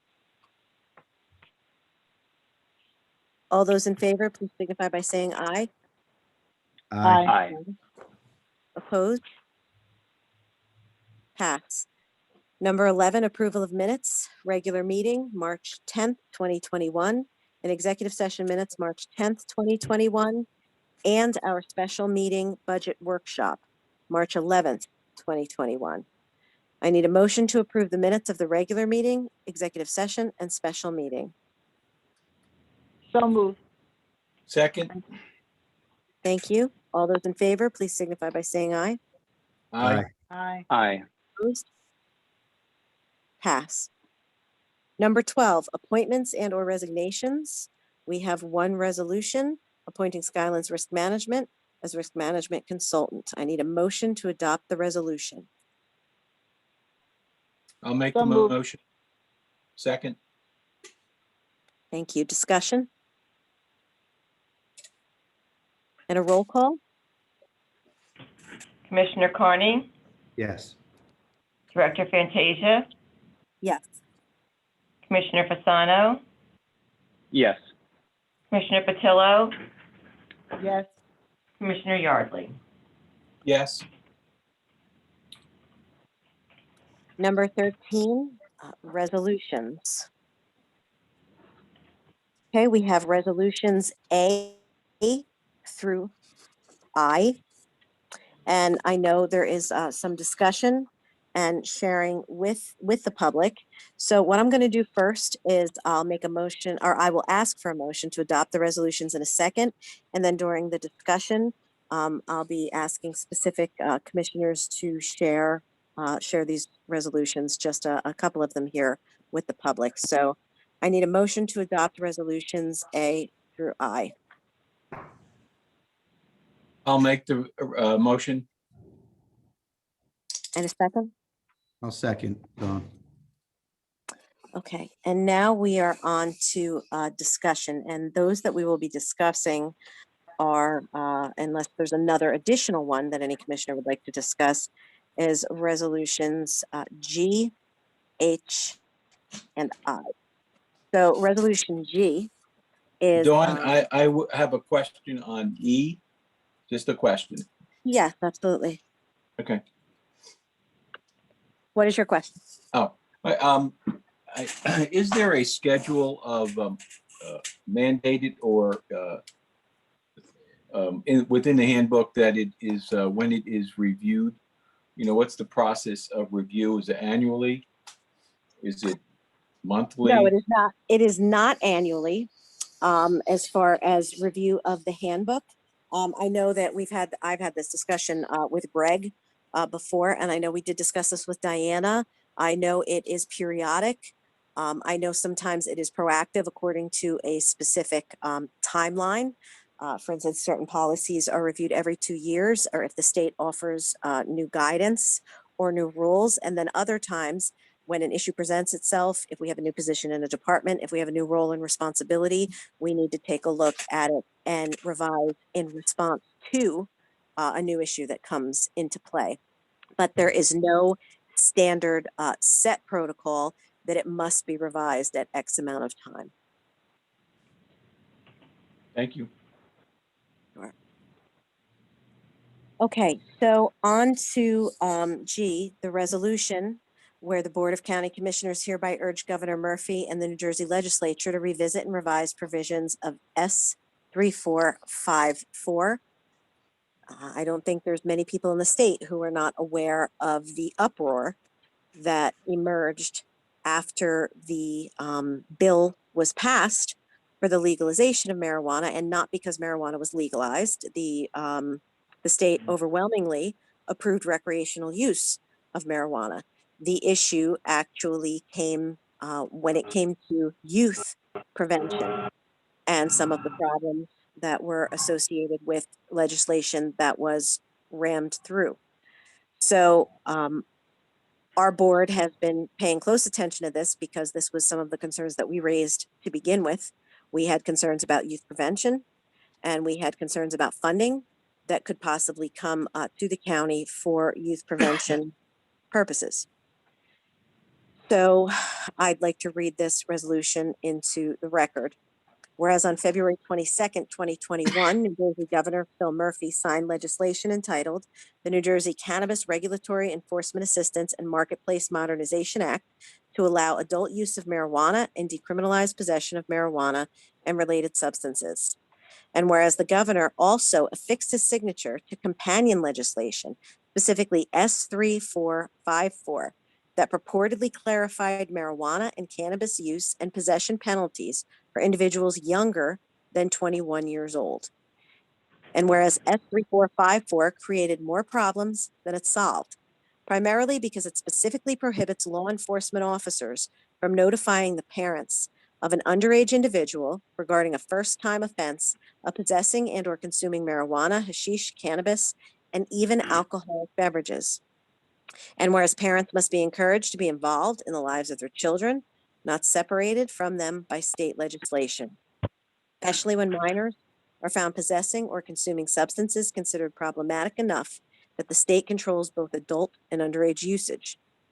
And whereas various law enforcement organizations have urged the governor and the New Jersey State Legislature to immediately change this and other provisions of S 3454, including the Sheriff's Association of New Jersey, the New Jersey State Policemen's Benevolent Association, and Sussex County Sheriff Michael Strada. And whereas those agencies have noted S454 additionally prevents officers from initiating an investigatory stop of underage individuals, even if they smell the odor of marijuana, hashish, and cannabis, and that officers are prohibited from initiating a search of those individuals, even when they observe them openly possessing alcoholic beverages, marijuana, hashish, or cannabis. And whereas any law enforcement officers found not complying with the provisions of S3454 face criminal penalties, specifically conviction of a third-degree crime that carries the potential of imprisonment for 3 to 5 years, a $15,000 fine, or both. And whereas law enforcement officers are prohibited from notifying parents of an underage individual regarding a first-time offense which impedes the ability for early intervention. And whereas a subsequent bill has been introduced aimed to correct the prohibition against parental notification, specifically S3528, which would permit a law enforcement officer who issues a written warning to a person under the age of 18 for a first violation to provide a written notice to the parent, guardian, or other person having legal custody of the minor. Now, therefore, be it resolved by the Board of County Commissioners of the County of Sussex that Governor Phil Murphy and the New Jersey State Legislature to revisit and revise provisions of S3454, specifically those identified by the Sheriff's Association of New Jersey and the New Jersey State Policemen's Benevolent Association, which prevent parental notification when children are found with controlled substances and tie the hands of law enforcement officers who discover underage people with alcohol, marijuana, hashish, or cannabis. And be it further resolved that the Board of County Commissioners strongly urge the New Jersey State Legislature to pass S3528 and that Governor Phil Murphy sign the bill into law.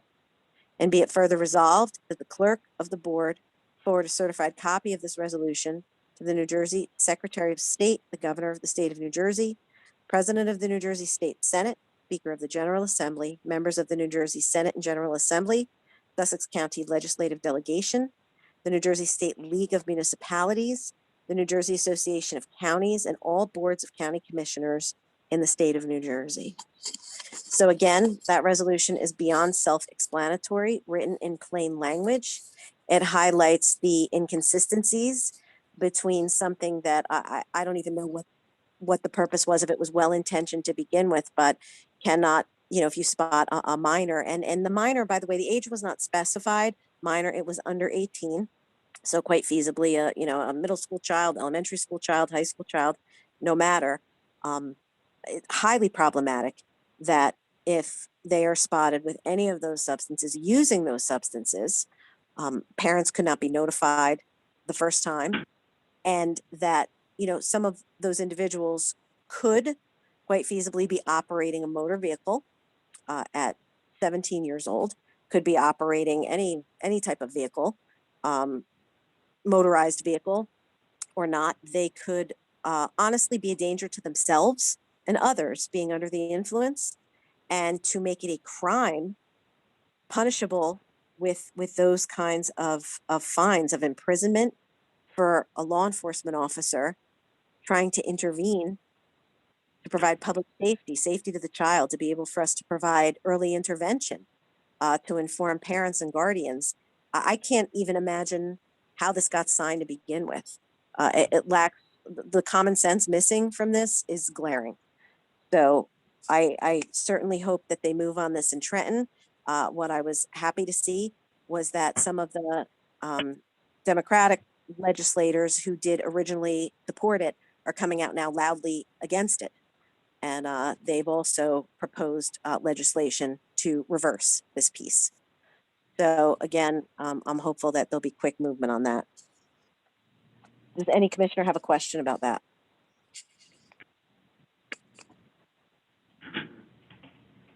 Okay, hearing nothing, I'd like to move to H, which is a resolution opposing the Interstate 80 Rockfall project as currently proposed by the New Jersey Department of Transportation, and urging the NJTPA to reprogram the project in the Transportation Improvement Program and redesign the project in consultation with public and private stakeholders at the local, state, and federal levels. So I'm going to ask Commissioner Carney to read that and comment on that one, please.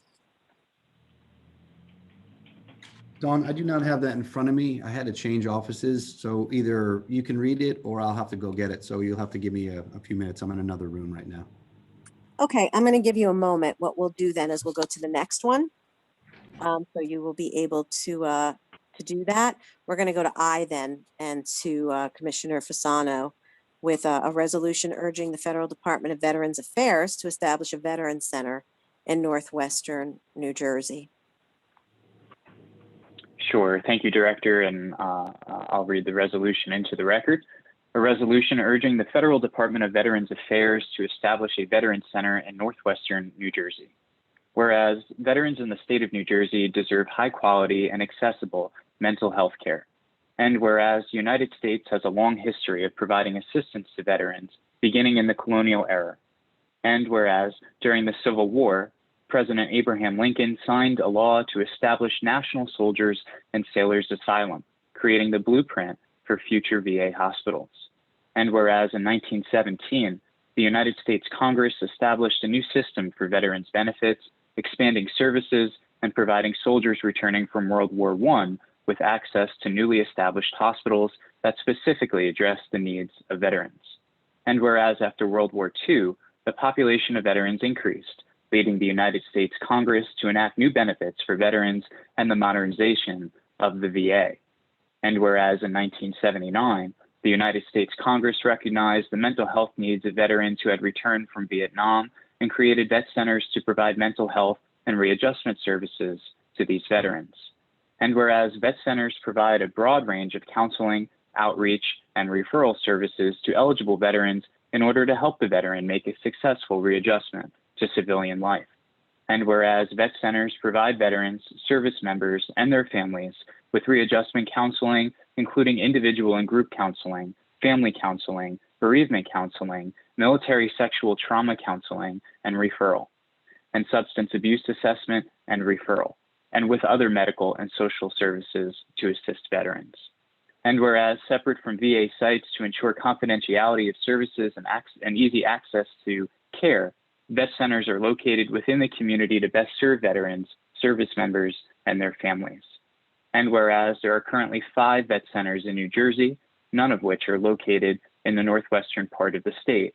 And whereas as of September 30th, 2020, the United States Department of Veterans Affairs has estimated that about 40,000 veterans reside in Morris, Sussex, Warren, and Hunterdon counties. And whereas the lack of a vet center in northwestern New Jersey, in the northwestern part of the state, creates a burden on veterans, service members, and their families who are forced to travel long distances or travel out of state to receive much needed mental health services. Now, therefore, be it resolved that the Sussex County Board of County Commissioners urge the Federal Department of Veteran Affairs to establish a Veterans Center in northwestern New Jersey. And be it further resolved that the clerk of the board forward a certified copy of this resolution to Senator Cory Booker, Senator Robert Menendez, Congressman Josh Gottheimer, Congresswoman Mikey Sherrill, United States Department of Veterans Affairs, Senator Steve Oraho, Assemblyman Parker Space, Assemblyman Harold Wirths, and the New Jersey Department of Military Veteran Affairs, certified as a true copy of a resolution adopted by the Board of County Commissioners on the 24th day of March 2001. Thank you, Dawn. Thank you, Anthony. And, I'd like to ask Commissioner Yardley if he has any commentary on this, because I know the issue of veterans is an issue close to his heart. He's participated in many forums, bipartisan forums, when it comes down to this issue. So, Herb, is there anything that you would like to comment on this? Well, I think as I was saying earlier, that this is a very important issue to all of our veterans in the county, men, women, all of the people that serve. And I think it's important that we provide them with the service. I think mental health, and I'll talk in general about mental health, is one of those things that is invisible and you don't always see it, and it can just eat you away. It affects people in many different ways. And I think that this will provide a great opportunity that the veterans don't have to drive outside our area where they have to go down to Secaucus or New York or different places. It's someplace they would be able to go up here. That's how we envision it. I think that this has a lot of support from our federal people and our state people. I believe this resolution will be read down at the legislature in Trenton. And I think it's important that we all remember there was a promise made. These guys all served. And I think that whatever we can do to help them and make their lives easier at this point when many of them need help, especially with what's happening with COVID, we are stuck in a house and many of them have problems because they can't get out. And I think that we need to make sure that that service is provided. So that's it, Dawn. Thank you. Thank you. I appreciate that. And again, this is one of those things that we see that really has widespread bipartisan support. We hope that this will go through so that we can, show our care and that we do respect and appreciate the service of our servicemen and servicewomen in the military. So thank you. Commissioner Carney, are you back now with the resolution? Yes, I am, and I apologize again for that. When I moved, like I said before, I had bad service, so I moved and did not take the resolution with me. So this is pertaining to Resolution H. Whereas the middle and upper Delaware River segments were designated a national wild and scenic river in 1978 by Congress and President Jimmy Carter in 1978. And the lower Delaware was designated by Congress and President Bill Clinton in 2000. And whereas in 2015, an application for scenic byway designation was submitted to the NJDOT Scenic Byway Program for approval and was subsequently rejected because the NJDOT does not consider applications in areas that are in design or construction. And whereas designation in the national and state scenic byway programs would have allowed for funding opportunities to help protect and promote the Delaware River Water Gap National Recreation Area as a national and worldwide treasure. And whereas the I-80 Rockfall project, DB 09545, first appeared in the North Jersey Transportation Planning Authority's fiscal year 2012 to 2015 Transportation Improvement Program, also known as TIP, with a projected out-year construction cost of $6 million. And whereas the fiscal year 2012 TIPS project description stated that a problem statement has been submitted detailing rockfall hazards in a section of I-80, and that the recommended remedial action would consist of analysis, design, and implementation of rockfall mitigation measures, including but not limited to scaling, rock bolting, wire mesh, and catch fences. And whereas in the fiscal year 2018 or 16, TIP, the project description changed to initiated from the Rockfall Hazard Management System.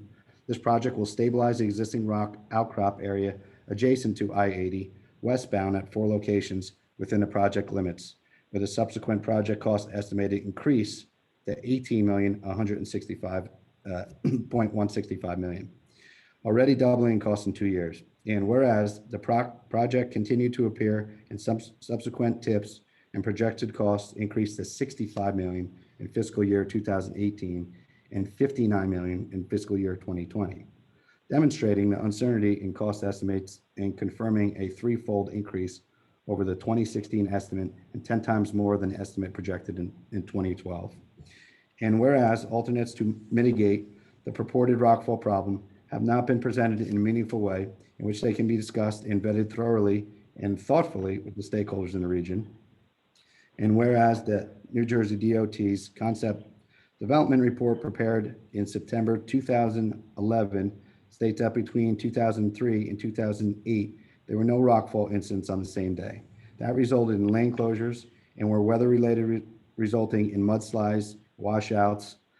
And whereas the concept development report stated that between 2007 and 2009, there were 81 total crashes in the project limits, 2 of which was caused by rockfall, which occurred on the same day, which was 10/7/10 at 10:54 p.m. near milepost 1.2 and 11:05 p.m. near milepost 1.0.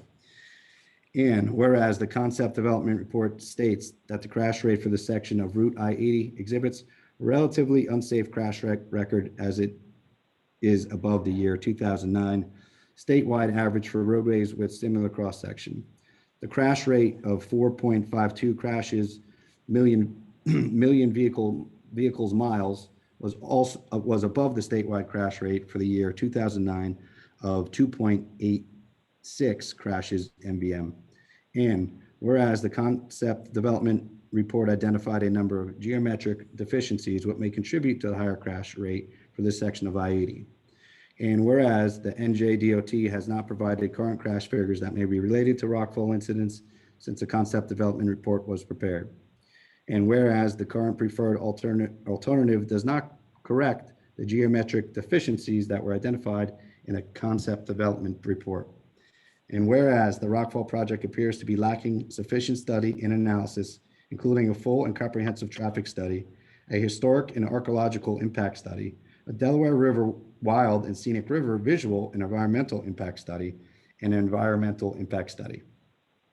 Whereas the NJDOT selected a preferred alternative without the concurrence of local officials and stakeholders in a bi-state region, and whereas the concurrence on the NJDOT preferred alternative has not been obtained from the National Park Service, the New Jersey State Department of Parks and Forestry, the NJDEP, Land Use Regulation Program, the Delaware River Basin Commission, the Delaware River Joint Toll Bridge Commission, and whereas United States Congressmen from New Jersey and Pennsylvania, the state legislators from New Jersey and Pennsylvania, county commissioners and local elected officials from both states have officially opposed the project. And whereas Senator Oroho and Assemblyman Space and Worst have introduced bills S2863 and A4601 that state the Department of Transportation shall not plan for, design, or construct, or use funds for the planning, design, construction of a rockfall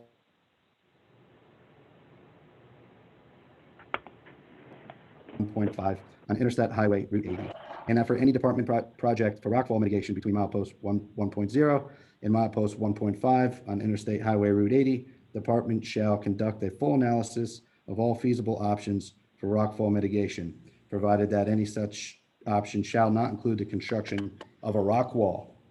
And whereas the New Jersey DOT has refused to meet with local elected officials to keep them informed and to discuss other alternatives despite past NJDOT practice to gain local support, or at least ensure that there were no local official opposition before proceeding with projects. And whereas the preferred alternative selected by the NJDOT is costly and does not address the high number of crashes that do occur on the segment of highway between milepost 1.0 and 1.5 that contain S-curves. And whereas the funding being programmed for the I-80 Rockfall project could be spent on improving the safety of motorists traveling through the S-curves and on many other worthwhile transportation projects in the NJTPA region that would address known documented safety problems. And now, therefore, it be resolved that the Sussex County Board of County Commissioners request that the NJTPA reprogram the I-80 Rockfall project DB 09545 in the fiscal year 2022 to 2025 Transportation Improvement Program to concept development to reevaluate and re-engineer the project to bring the final estimated construction costs into the $6 billion range as originally estimated in the fiscal year 2022. Meet and consult with local officials during concept development to address all the concerns raised by local, state, and federal officials and stakeholders, included but not limited to visual impacts, traffic management during construction, roadway safety improvements through the project area, and costs. Be it further resolved that copies of this resolution be transmitted to all the county commissioner boards in the NJTPA region and request that each board of county commissioners support and adopt concurring resolutions. Be it further resolved that copies of this resolution be transmitted to the North Jersey Transportation Planning Authority, the NJDOT, Senator Cory Booker, Senator Robert Menendez, Congressman Josh Gottheimer, Congresswoman Mikey Sherrill, Senator Steve Oroho, Assemblyman Parker Space, Assemblyman Harold Worth, and the Board of Warren County Commissioners. And Thank you. thank you. Would you like to comment on that, or does any commissioner have comments on that? Yeah, let me just get a sip of water here. That was the longest resolution I've ever read. Oh, wow. Yeah, so just a synopsis of that whole thing. I know it was very long, but just basically it started out as a small project and basically went from 6 million all the way up to, I believe, 59 million, which is crazy. It really shouldn't be that. There's a simpler way to do that. In my profession, I've done a few of these, and I really hope that they will look at this again. So that's all I have. Thank you, Dawn. Okay, thank you. All right, any other commentary from any commissioner before we do a roll call vote?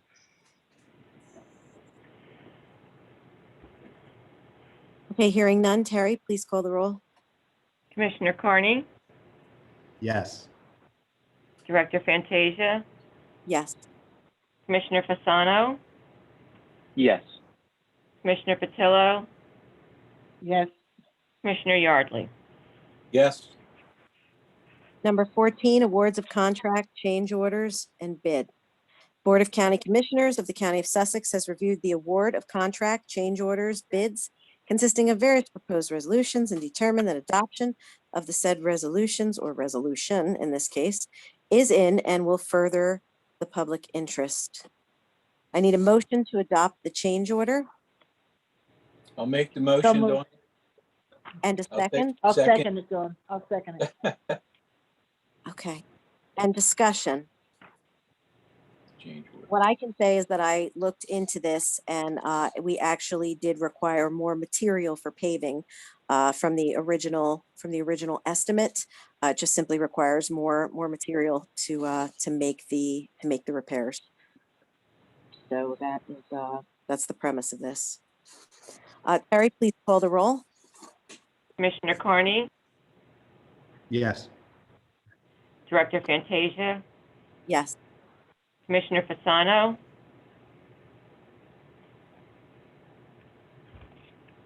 Commissioner Fasano,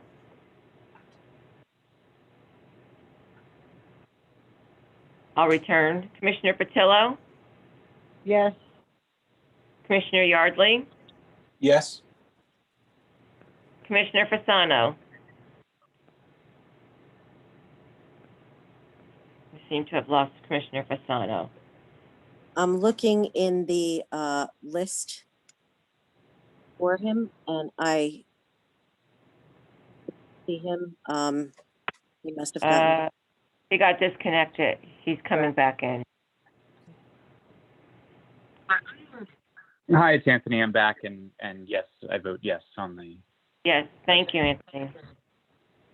Thank you. Okay. I'm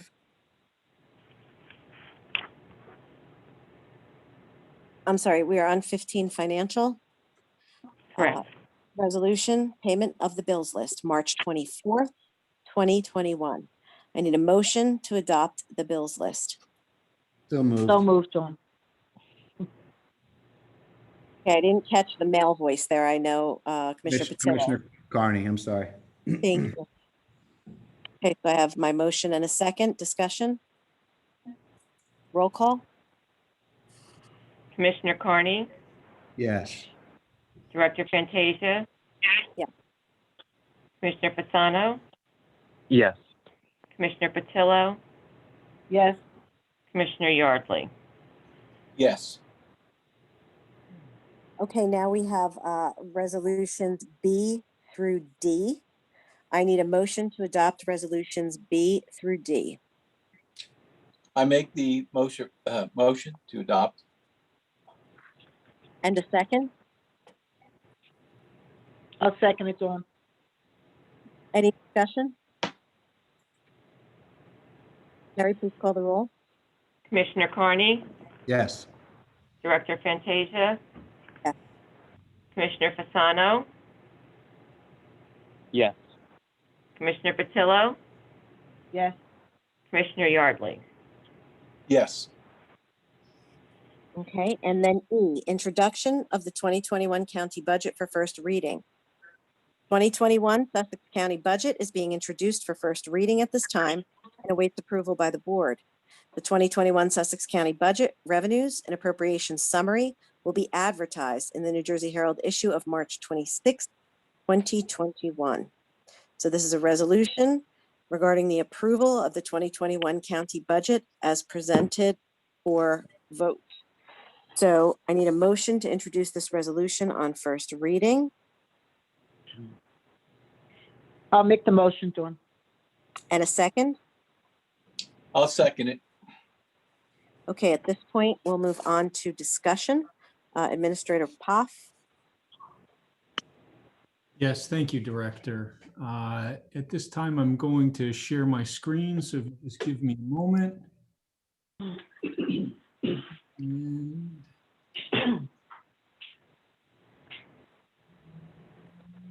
okay, I hope everyone can see my screen.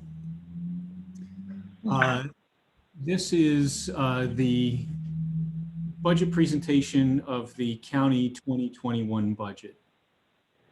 And as we discussed at the budget work session, the commissioners comprise two subcommittees, that being the budget subcommittee and the capital budget committee. And we'd like to thank the commissioners for their participation, along with recognizing our Chief Financial Officer, Elke Yetter, and our Budget Director, Mary Lee Van Hooker. These slides will be familiar to commissioners and to members of the public that have seen the budget presentation before. And as we spend time talking about, because my screen is not shared. It is not. Yeah, I was going to say that, Greg. And also you're kind of going in and out a little bit. Your sound is going in and out just a bit. Okay, let me see what I can do here. All right, this should be better.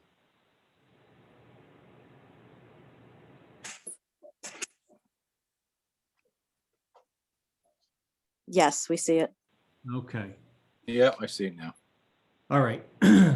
So to just recap, these slides will be familiar to the commissioners and to those who have seen the budget presentation previously. This shows the budget calendar that is used in the development of the county budget. While we have the opportunity to review the budget publicly through a work session and this introduction, along with the subsequent public hearing that will come at the last meeting in April, the budget process actually is many months in the making. The budget process begins in August with guidance being issued to the departments to prepare their budget submissions. Then in September, the departments are to submit their proposals back to the budget officer, which allows then for the preparation of the county's budget, which will be considered then as through hearings that are done by each one of the departments, independent agencies, and constitutional officers. And those hearings take place within the month of October. While the budget subcommittee is involved in hearing those presentations, the capital project proposals are due. Then in the month of November, that is when the capital project subcommittee reviews the capital proposals that have come in. And then that gives us enough time at the beginning to the middle of December to be able to sit with both the budget subcommittee as well as the capital budget subcommittee to review the impact of the draft budget. We then take that month of December into January to work with both of the subcommittees to finalize the draft budget. The subcommittee then finalize the draft and make any final changes as we work towards then a public work session on the budget. That then leads us into the introduction and approval, which is taking place in March. and will lead to the public hearing and final adoption of the county budget in April in accordance with state budget law. There are several caps that the county is required to comply with. There is the 1977 cap, the 2010 cap, and the 2017 county entity cap. All of these caps, I am pleased to report, the county is within the required parameters. And that takes us to total revenues. The total revenues of the 2021 county budget are proposed at $115,128,984. And you can see that the majority of the revenues come from the county purpose tax, or $97,398,233. Again, that is a function of state budget law and how the state of New Jersey determines the county will be funded. The majority of our funding is through the county purpose tax. The other component pieces of our revenues include fund balance, miscellaneous revenues, state aid, and a revenue known as offset with appropriations. This represents the grant monies that the county receives. And you'll see when we talk about appropriations that there is an appropriation that says offset with revenue, and that represents the expenses associated with those grants. We have then the generation of fund balance, as fund balance is a component piece of the revenues that the county recognizes. Fund balance consists of lapsing appropriation reserves, revenue in excess of budgeted amounts, and miscellaneous revenue not anticipated. Our fund balance as of the end of 2020 was $16.92 million. And the fund balance anticipated in the 2021 county budget is $6.2 million. This next slide shows what the fund balance has been, as well as the amount of fund balance anticipated as revenue. The green bar represents what the balance of fund balance is as of January 1st, with the orange line showing the amount of fund balance that has been used as a revenue in the budgets for those years. So you will see that in 2021, as of January 1st, the fund balance was $16.92 million. And it is proposed that the county will use $6.2 million of fund balance. You'll notice that over the last several years, we've seen an increase in the amount of fund balance. And you will also see a corresponding increase in the amount of fund balance used. And this represents a good financial practice and good financial planning on the part of the county in terms of how fund balance is used to offset the amount of taxes in support of the county budget. So as previously discussed, the 2021 budget represents a 1.91% decrease from the adopted 2020 budget.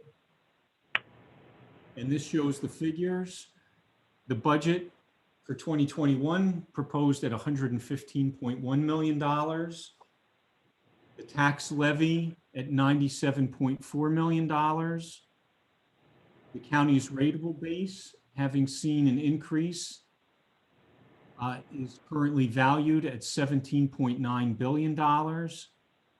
And the tax rate per 100 is at 0.5443.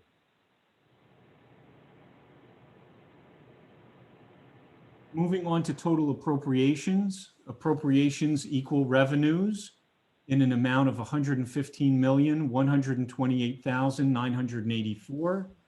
And you can see the various component pieces of the county budget. Another way to show what the composition of the county budget is to do it in terms of the allocation of a county tax dollar. And you can see that capital, debt, and statutory expenditures, which represents pension costs, are 22 cents of every county tax dollar. Public safety, which comprises the sheriff's office, the Office of Emergency Management, the communications center, and the prosecutor's office, is 20 cents of every county tax dollar. Insurance, including health insurance, liability insurance, and workers' compensation insurance, is 18 cents of a dollar. Public works being 12 cents. Education, which is in support of the college as well as the technical school, of 11 cents. General government, which represents all the other portions of county government, at 10 cents. Health and welfare at 5 cents. And utilities and other common expenses, just less than just about 2 cents. And that's what a county tax dollars looks like, how the county tax dollars are spent. I want to touch upon a number of highlights, and I know that this was reflected in some of the commissioners' comments, but one of the highlights that we have is the county's continued pandemic response. And this budget continues to support the county vaccination site, provides at-home and fixed-site COVID-19 testing to all county residents, as well as the various protocols, procedures that we have in place to ensure the health and safety of our employees. It's interesting to note that the County of Sussex is the 4th largest employer in the county. And of course, we're able to deliver services through a very dedicated group of employees, and we have an obligation to see to their health and safety, particularly during these times. This budget also provides for public safety, which will allow us to continue to develop transport units to transfer arrestees and inmates to the Morris County Correctional Facility. And that agreement that we have with Morris County continues to benefit the county taxpayer, as we've seen continued reductions in the corrections budget. The sheriff has done an excellent job of managing that arrangement.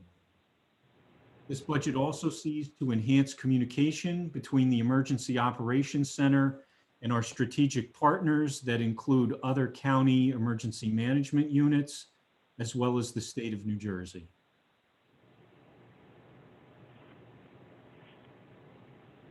Some of the highlights concerning public works is that this provides dedicated resources to improve road, bridge, and tree crew staffing levels, as well as expanding funding to the Office of Mosquito Control to meet increased service demand, particularly with additional tick-borne disease, which is also monitored through the Office of Mosquito Control.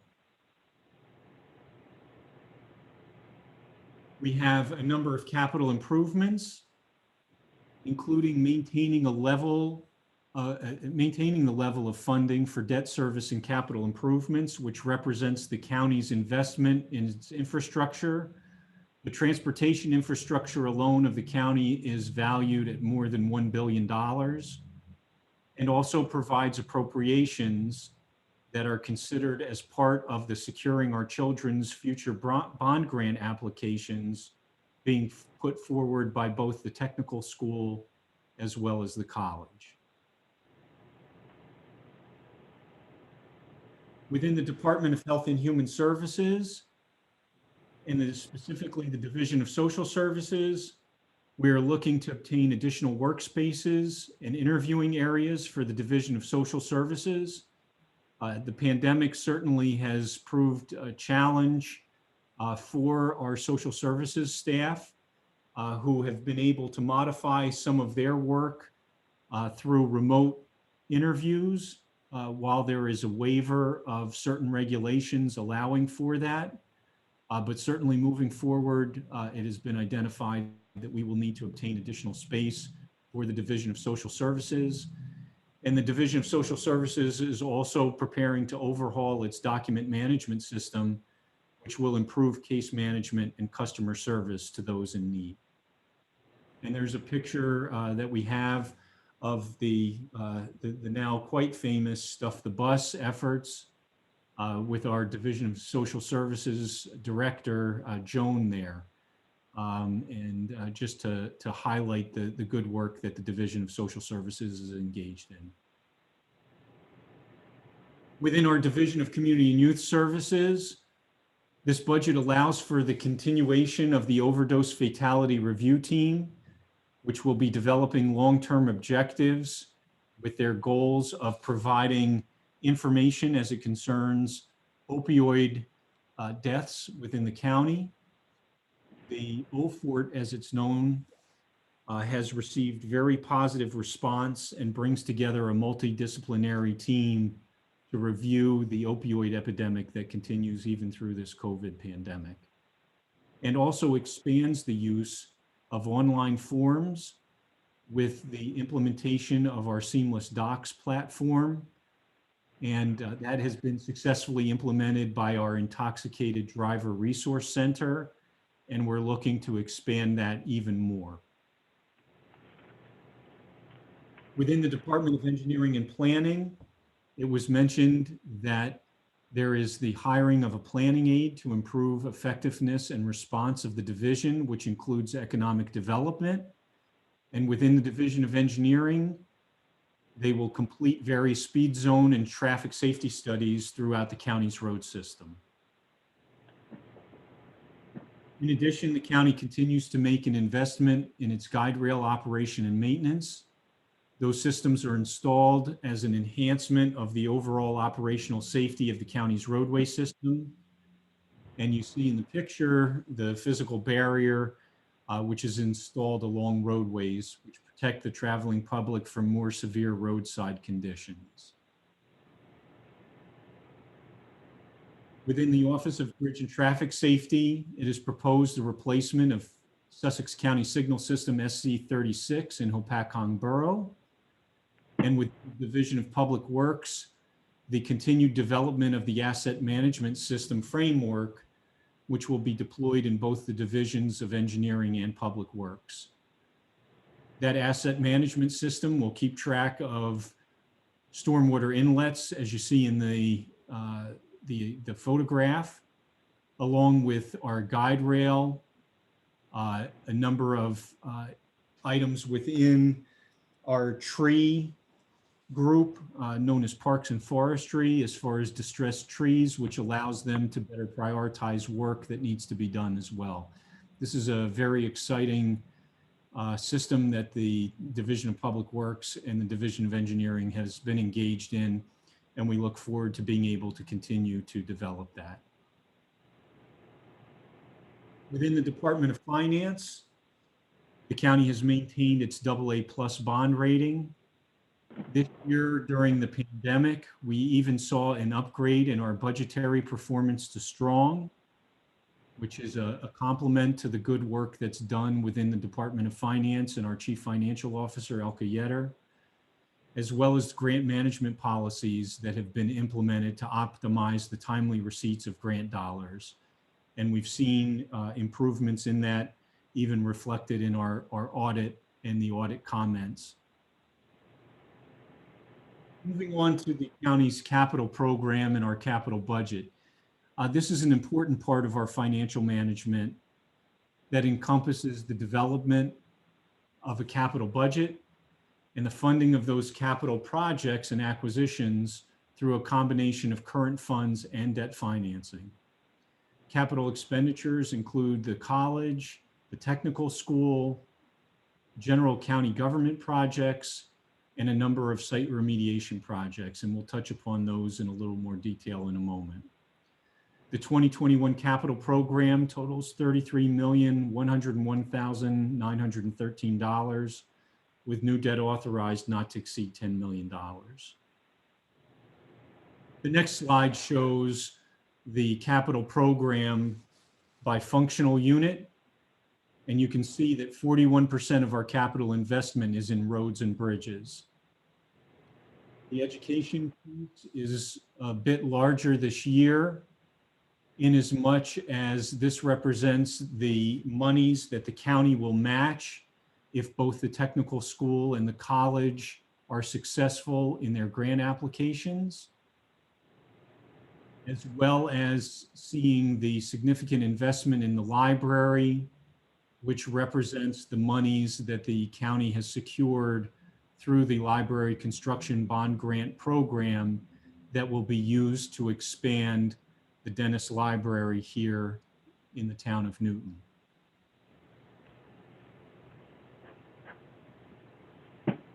This slide shows a highlight of the capital projects, some of the largest projects, $7.5 million in road resurfacing, the $7 million renovation to the Dennis Library, $6.3 million to the technical school in support of its grant application, bridge replacements and improvements of almost $4.4 million, continued investment in the county's guide rail system of 1.4, almost $1.5 million, heavy machinery in support of our Division of Public Works of $922,000, technical school improvements specifically to their ventilation and air conditioning systems of $880,000, the continued setting aside of $375,000 for the replacement of voting machines to be in compliance with state mandates, $350,000 in improvements to the Judicial Center, and $317,000, almost $318,000 for an emergency management storage facility that would be located in Frankfurt. So again, the 2021 budget represents a 1.91% decrease from the adopted 2020 budget. And giving some of the highlights over the budget, the tax levy, the rateable base, and the tax rate per 100. And that concludes the presentation this evening. Thank you. Thank you, Greg. Appreciate that. I'm going to ask each commissioner if they would like to make a comment, starting with Commissioner Carney. Yes, thank you, Director, and thank you, Greg. It was a great presentation. Obviously, everybody knows I haven't been here that long, so I haven't been privy to all of this off the bat, but I did sit with Elka and Greg and have an orientation about our budget. I think it's a very good budget. I do. You know, we got a pandemic going on, and people, you know, they got to understand that. The infrastructure that we have set up this coming year is, I think it's very good. You know, people have to keep in mind that materials are skyrocketed due again to the pandemic. So I think that the budget is in a good place. I mean, not being lowered in 6 years, I mean, that's an accomplishment. You know, everybody would like to see the budget be negative, of course, but again, doing what we can do in this pandemic is a big deal. And kudos to everybody who was on those committees. I appreciate it. And that's all I have. Thank you. Commissioner Patillo. Thank you, Dawn, very much. Once again, I'd like to thank our entire financial team led by Gregory Puff, Elke Yetter, and Mary Lou Van Hooker for their excellent management and financial planning throughout the year. 2020 was truly a year of unprecedented occurrences. I don't even like to reflect on them. They were so challenging, so difficult. But I am so pleased that we have been able, even in the midst of all of that, to deliver a budget increase under 1%. And that budget keeps all of our services and all of our resources in place at a time when our residents and our businesses need them most. So I really want to thank them and just let everyone know how much I appreciate all their hard work. Thank you, Dawn.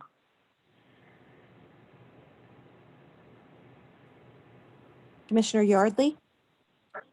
I think I want to thank all the commissioners on the committees, the capital program and the budget committee for the hard work that they've put in on it. And we always like to have a budget that is zero. And with this COVID and the events that we've had to deal with, and at times not knowing where money was coming from, and the ability that we've had to get that money and fight for what was owed from the state to the county, I think was a fight that served us well, because if without that, we would have been in trouble. I also want to thank the budget and finance department for doing an outstanding job. And I look forward to hopefully another budget that where we are able to keep us under 2%. So I want to say everyone did a great job. Thank you. Thank you. Deputy Director Fasano? Thanks, Dawn, and I'll pick up right where right where Herb left off, and thanking all of our staff and the commissioners on the committees. And I do just want to give a special thanks to our CFO, Elka Yetter, who of course has been intricately involved in all this, but also has been intricately involved in answering all of my questions as well. And I'm sure that was a challenge for her, and I appreciate that because of the amount of questions that were asked. But I do appreciate her dealing with me, and I said most of my comments at the beginning, but I do think it's worth reiterating that I truly don't believe that any budget is perfect.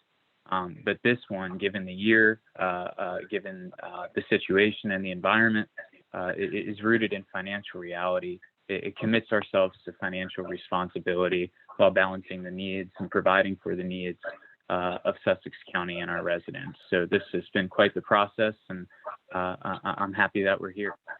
Thanks. Thank you. Again, I said this at our budget workshop, but I'm going to say it again. It is a mammoth responsibility when we're talking about the amount of funds and the amount of departments, projects, and services that we are expected to responsibly allocate on behalf of the county.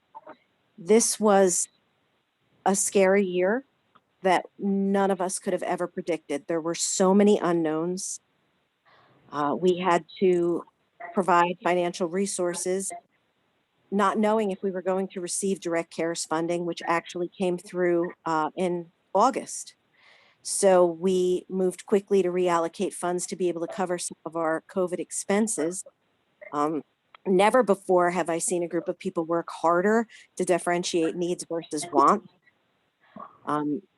It was amazing. It was actually amazing to watch. The fact also that, when I came on this board, and I came on at the time with Freeholder Hertzberg, we were hell-bent on reducing debt. We had a goal to increase our debt payment. And I thought to myself when this happened, there is no way we are going to be able to stick with that. I mean, this came out of left field, but we did. Our plan to increase our debt payment by $500,000 each year to kind of help mitigate some of the financial decisions that were made by prior boards, that we had Elka guide us towards the refinancing for the solar bonds. We were able to stick to our plan for debt remediation, our 10-year plan, because the prior board, I believe there was a 30-year debt reduction plan, there was a 50-year debt reduction plan, and my goal was to be alive to see when the debt actually was reduced, and God willing, 30, 50, that's pushing it. So 10 years worked just nicely. So we were able to stick with that.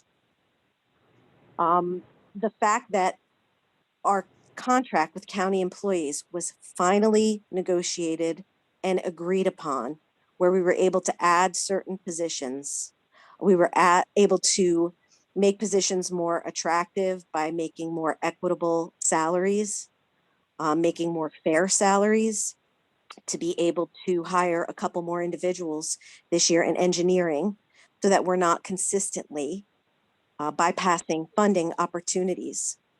It's very frustrating when the funds are there, but we simply don't have the staff to implement some of these projects. Sussex County is 565 square miles. We may not have the largest population in New Jersey, but we certainly have a very large land mass. It's a lot of roads to cover. And to be able to do that this year, to be able to finally start realizing the benefits of the consolidation of the county jail with Morris County under Sheriff Mike Strada. To think that the surrogate's office never once stopped providing services from start to finish. And to think that Clerk Jeff Parrott's office, with everything thrown at them, what started out as unfunded mandates for vote by mail, we finally received a reimbursement for that. But then to be able to handle the sheer volume and the workload that was involved with the vote by mail election and early voting and everything that went along with that.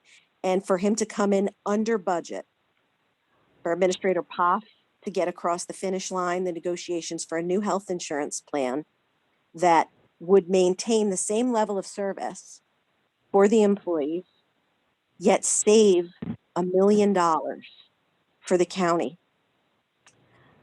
I look at all of these moving parts, and even in this pandemic year, we were able to meet the goals that we set forth. And again, everybody's dream is to come in with no increase whatsoever. But this budget proposes that an average home in the county would see an increase, even though our budget is down over $2 million and 1.91% under last year. Average home is going to see a $10 increase, which is 83 cents per household. In light of what has happened, to me is commendable for our professionals. We work with some amazing human beings who, when we ask for a service, when we ask for a way to support the community, they don't stop until they find a solution.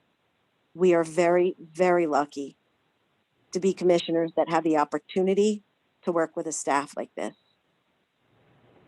Our board will never, ever stop fighting. This will not be a board that goes down in history that took what comes out of Trenton with a smile on our face. Unfunded mandates, land use restrictions. This year we had the increase in state mental health facilities, a pension spike. We were able to meet all of that and reallocate, and there are so many moving parts. And again, it's a long process, it's a mammoth process, but the fact that this is where we are, I can only say thank you.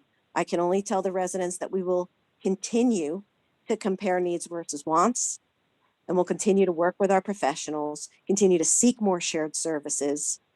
We will not stop because our goal is crystal clear here on the board for the county to continue to provide solid services, enhance those services for our residents, and keep costs as reasonable as humanly possible,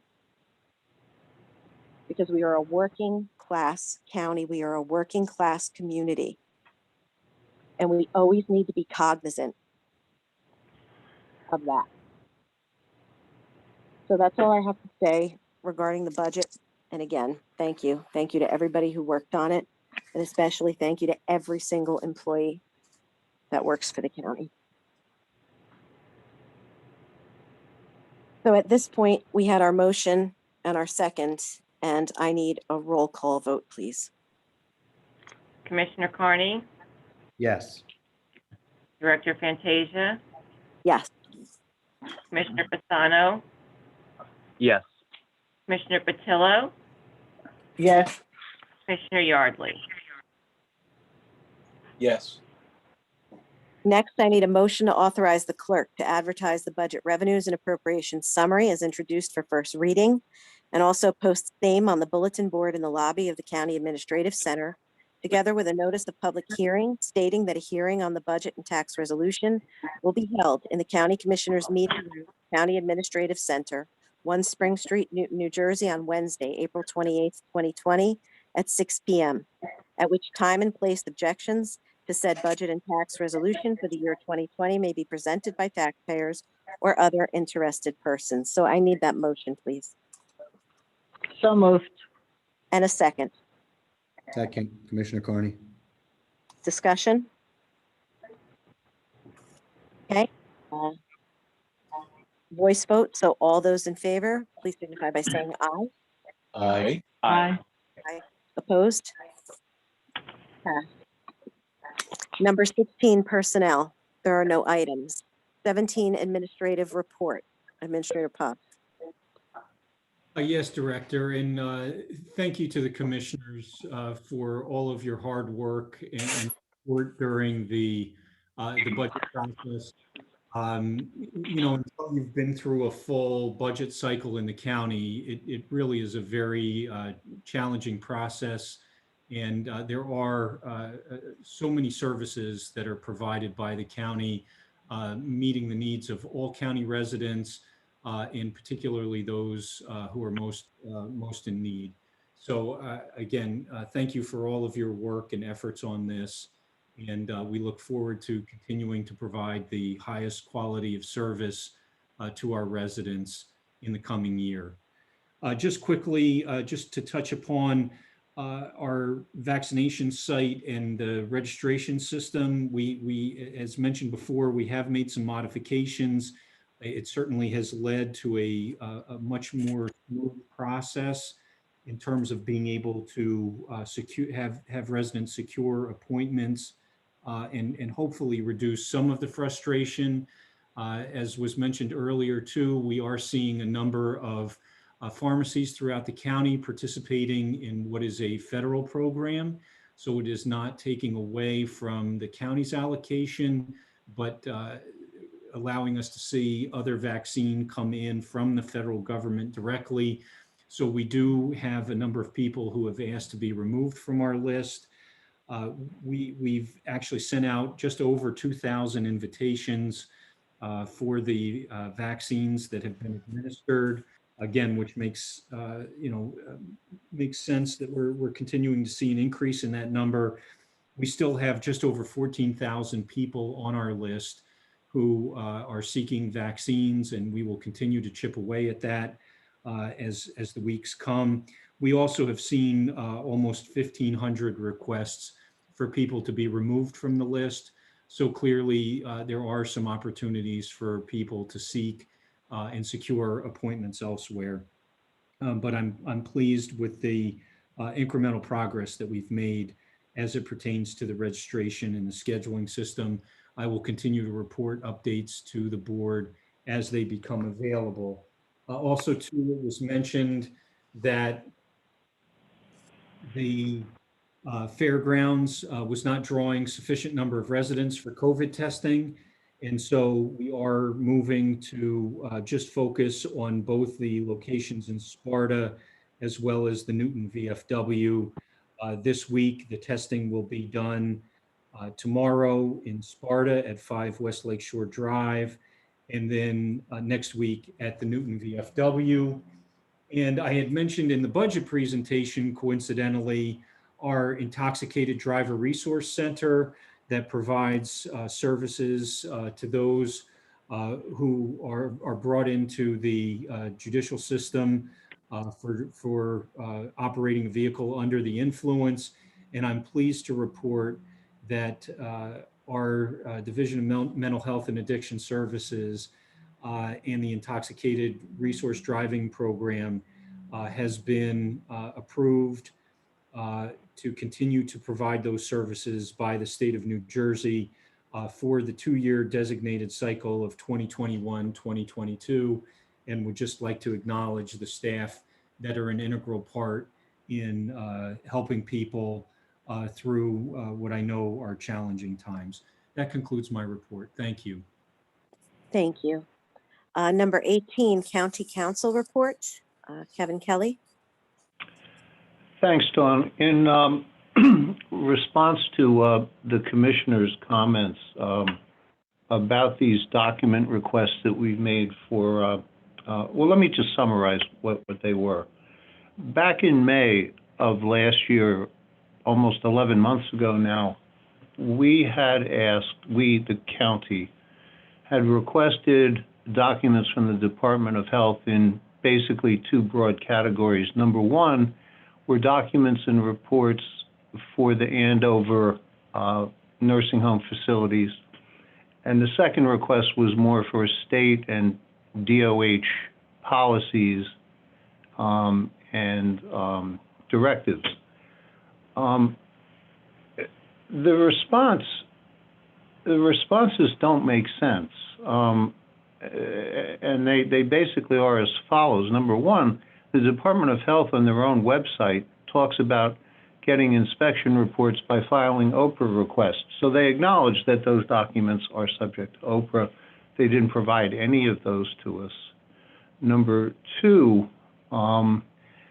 they did ignore us for quite a while, and then oddly enough, they did respond to us by requesting additional time to provide our documents, and they gave us designated OPRA numbers within the department. So they certainly have acknowledged our requests and their intention to respond, which they never did do. Next, so you all know, state agencies continue to request reports and information from us, which we give them. Outside of closed session, that's all I can say about that, but it's certainly not a two-way street here. And then finally, we did find out that some of the things that we have requested in our OPRAs have been given out in response to other OPRAs. So, and I find this out through my colleagues, and we discuss these things. I think Herb mentioned one of the lawyers we're in touch with earlier. So clearly, they don't intend to respond anymore. The remedy for that is something you're familiar with. You appeal the denial of an OPRA request to the Superior Court, and a judge makes a decision if the documents aren't provided. And I suppose that is where we find ourselves now. If that is something you would want to authorize, we can certainly do that. And otherwise, I'd be happy to. By the way, I note the defense, so you know, and you can tell this from various documents that the government has put out and the governor has put out, is that the Emergency Powers Act allows them to not have to respond to these requests. So that would be, I anticipate, my colleagues do too, part of the defense of the case, that they just have the power to be able to do it. And no one knows the answer to that. So I hope that's a summary for you. I hope it's helpful. It is, and perhaps for an upcoming executive session, we could discuss that. That would fall under potential litigation. I've read that as well about the Emergency Powers Act, that was used as a very, very weak excuse. We also have been governed unilaterally for 13 months by one pen, and that's something that New York State woke up to. That's actually a ballot question in Pennsylvania now. So let's hope that New Jersey catches up with this, with our tri-state area here, because we seem to be lagging behind and sticking our head in the sand as if any of this is going to go away. And the governor needs to address these issues and these concerns. Excuse me, Dawn, it's Herb. I just want to say what a great idea you put out there, a ballot question. Who knows how long we're going to go with this? We may go into next year. I think we should consider that as one of our options. And I think you came up with a great idea there as a ballot question. That's something that we have some experience with. And I think if we can't get the answers, well, then we'll put it on the ballot. I just think that it is incredible that we are unable to get some of the information, copies of inspection reports. The federal government it's online, their inspection reports. And what concerns me is when you read the narrative of what the inspection said. So it seems to me that nobody wants to deal with this. The legislature doesn't want to deal with it. I think I suggest if people want to go and read the Star Ledger editorial and the one that was in the Herald, and you can see what they're talking about. I just find it disappointing that, we were supposed to have this information. There's supposed to be transparency, and we just don't have it. It's very disappointing. Thank you. We don't. And again, look at Pennsylvania. They're doing the ballot question. Look at what just happened in New York. So I don't know what the holdup is. Honestly, I don't. Thank you, Kevin. Number 19, unfinished business. One thing that I did want to bring up was I was made aware, we had talked about finding a suitable location that could fit the public to return to in-person meetings. We were in talks with the college, also now in talks with the technical school, and received some information. So we now may have a second option available to us. So again, they continue between us, between the county and the two schools, and hopefully we will have a determination quickly and a plan in place to do that. Also, under new business, there are two things that I wanted to bring up. I was going to ask Deputy Director Fasano to maybe give us a little update on what you have heard about the $27 million in funding that's going to be allocated to our county. Sure. The reality is that is true. $27 million coming from the American Rescue Package is expected to come here to Sussex County. But what we don't know is all of the terms and conditions that come with that, and that's mainly due to the fact that they're still being worked by the Department of Treasury. So we have seen and heard that news, but we have not seen anything else associated with that right now. So as of right now, the county is awaiting further guidance and further clarity on what it is that we can do with that type of money. But it's a waiting game right now, and I understand it's still relatively early, but I think that's the first step, is understanding what we can and can't do with it. Perfect, thank you. I know two issues that we had talked about at the county that were made really prevalent during COVID was the lack of adequate internet connectivity. That's been a hot issue for a while now. I know District 24 has been very active on that, and because students had to switch at different points in times to remote learning or hybrid learning, any deficiency in that was absolutely on display for us. And also we do know that, some of the larger counties they received ample funding to be able to provide direct business support for businesses that were suffering. We know a third of small businesses in New Jersey have closed permanently in the past year. So hopefully, in my head, when we talk about needs versus wants, again, there is a need to bolster and support the business community, and there is a need for strong and solid internet connectivity, for commerce, for education, for a multitude of reasons here. So I'm curious to see if any of that funding can be used to remediate, the damage that's been done from COVID, and then the glaring gap in connectivity. But I don't know, those are just my thoughts. Also, under new business, it kind of straddles unfinished and new, because we did talk about the nursing home. Tonight, we talked about perhaps doing a ballot question for an investigation into what has happened.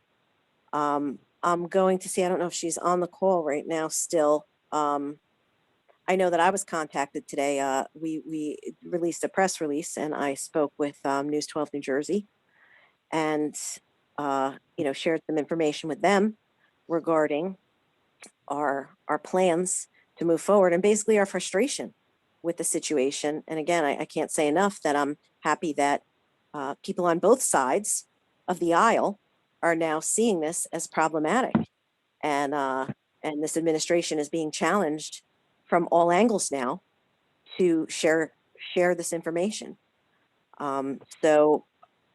Jennifer, Jean, are you on the call by any chance? I am. Can you hear me? Yes. Okay, great. Well, good evening, everybody. So, Dawn, I was just going to update. I know we've talked a lot about the developments in the nursing home situation. As for those who are just tuning in, I actually testified on March the 5th at the first of many planned independent hearings, which were conducted by Senate and Assembly Republicans. And a lot of it has been reported since the hearings and also since the last commissioner meeting. As a few of you had mentioned, press outlets, including the Star Ledger and the USA Today Network, came out with editorials on March the 21st, especially asking for transparency from the Murphy administration, which many haven't gotten, whether you're a news outlet or even a county. And what I learned during my testimony is legislators as well, and the state's government have had trouble getting information.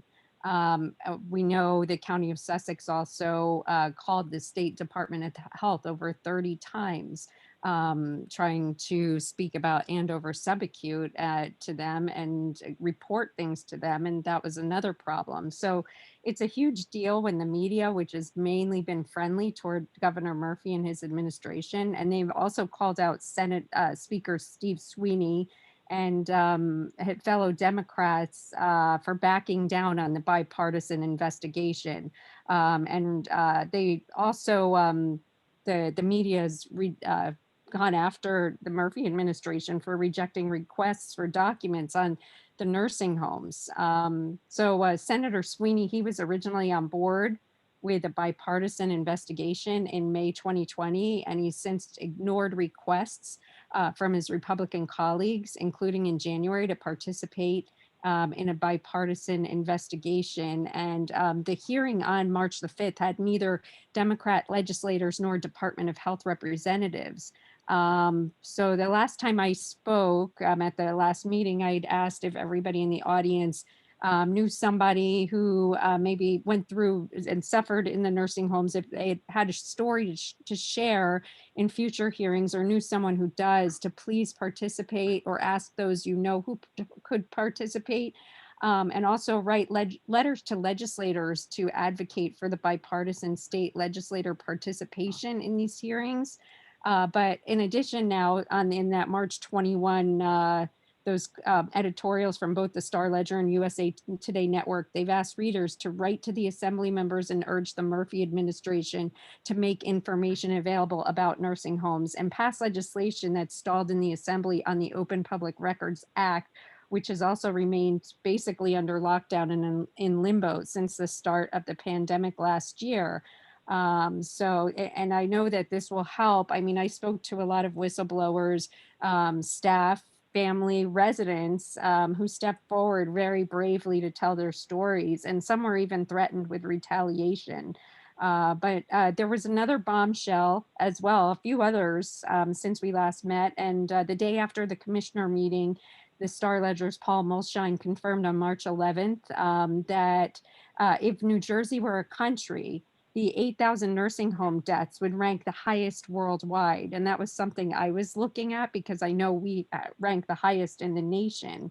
But on March 14th, the Star Ledger's editorial board also chastised Governor Murphy and his Democrat counterparts for their unwillingness to participate in the March 5th independent hearings. The editorial group wrote, "The majority party isn't showing the necessary vigor to investigate anything that might embarrass the governor during a re-election campaign." But on the same day, Ted Sherman and Susan Livio, who are two reporters from the Ledger, previously there was unreported audio that was leaked about a phone conference that took place on March the 31st of 2020 with New Jersey Health Commissioner Judith Persicilli. And the topic of the discussion were the directives to mix COVID positives with the healthy and the nursing home populations. And my initial question to the Department of Health on March 27, 2020, when I contacted them after a whistleblower came to me about Andover Subacute planning to put a wing in their facility for COVID positives. It would be what was a step down facility. And this actually, believe it or not, they tried to do this in December in Massachusetts, and it was met with great resistance. That was my first call to the Department of Health. And Senator Steve Orho also wrote to Governor Murphy's office about his concerns and was acknowledged, but they all went through with this anyway. But Commissioner Persicilli was unaware of this recording, and an unidentified nursing home operator had called out that if people in New Jersey proceeded with this directive, that individuals would die in our nursing homes, and that's what happened. New Jersey is one of 5 states that misinterpreted federal guidelines, along with New York, Pennsylvania, Michigan, and California, and Massachusetts may also have done this with the CDC and CMS guidelines stating if a facility could not separate the sick from the healthy, which most nursing homes can't, they must now not allow COVID positive into the facilities. But at the end of the day, when we're splitting hairs over this, I think it's going to come down to some nursing homes have done some things wrong. New Jersey's Department of Health, though, doubled down in a mad science experiment, telling administrators they could not deny COVID positive and couldn't test them. The Nuremberg Code, which was established after the Holocaust, and I'm not going to mince words on this topic. I previously made references to this and what happened in nursing homes, but it specifies 2 important words for experiments involving humans: voluntary consent. And while the Nuremberg Code is not international law, it is internationally recognized as the baseline for ethics in medicine and research pertaining to human subjects. And as part of the voluntary consent, human subjects should be able to withdraw themselves, which those residents in our nursing homes, we experienced it up here with Andover Subacute, they could not remove themselves from the facility. They were locked down in there. The Nuremberg Code was also set up to avoid emotional and physical suffering, as well as potentials of disability and death for human beings. And I honestly believe New Jersey is in violation of this code. But no one in facilities, whether a resident or employee, consented to being mingled with the sick, and I can't imagine what their reply would be if they were asked if they would like this in their facility. And I guarantee 1,000% the reply would be no, absolutely not, that they don't want somebody sick in their facilities, somebody who lives there or works there. And I can tell you, employee whistleblowers I talked to were caring people who were absolutely devastated to watch both residents and coworkers pass away from COVID. They were short-staffed, trying to hang in there, many of them calling me late at night in tears, looking for a listening ear. One of the coworkers in Andover Subacute who died was reported in the Ledger, something I wasn't aware of at our last meeting, who worked in human resources. And the lawsuit that's been filed since she died, and she was only 54 years old and a mother of 3, a married woman, that she thought she saw Sussex County Sheriff's Office drop off PPE and her employer did not give her a mask. Now, she was working in HR and she died of COVID in that facility. One of the staff whistleblowers I spoke to told me, we need to be rescued. This person also said they watched PPE that was hidden and they were afraid of their lives and continued to work. And another expected many of their colleagues would end up with PTSD. So, I mean, people have suffered, not just, those who lived there, but those who worked there too. But it wasn't limited just to Andover Subacute. This is a problem in other facilities throughout the state. We know veterans homes, even though they're out of our area in Menlo Park and Paramus, they were told not to wear masks, the employees, because it could potentially share the residents. So, I mean, I think what I could wrap up is that people stand up and write to legislators in support of the investigation and lifting the strongholds on the records. And I mean, if you're planning on a ballot question, I think that would also help to reinforce that. on any of these issues, an investigation or, even with the records. Okay. Well, thank you. What I can say is I remember at the time, I just want to address something in chats. I know we have direct where it can come to the administrator. Some individuals are saying this is not on the agenda. It is on the agenda. It's under new business. Again, we brought up tonight the concept of a ballot question I had my conversation this evening with the news outlet that asked what we could possibly do. So this falls directly under new business and it's public information and we're sharing it. What I would like to say is that with my experiences as it was happening, I recall again being contacted by the daughter of somebody who had worked at the facility and in towards the end of February and said, we're going to be taking people in. And I said, what do you mean you're taking people in? She says, my mom told me we're taking people in. And I said, that's ludicrous. That makes zero sense. And I reached out directly to Carol Navarrete and I called her and I said, Carol, I just got a message that said that this nursing home is going to be accepting positive patients. I said, that's like the nuclear option. I said, what is happening? She said, that doesn't sound right. So then she called and that kind of kicked off. That was the first seed that was ever planted. That what? It made zero sense when you just think about it from a logical or layman's standpoint. Then it just kept building. And I reported at a freeholder meeting a year ago that a local funeral home director came and contacted me and said, I need to tell you what happened. I said, what happened? He said, I went to retrieve somebody who had passed.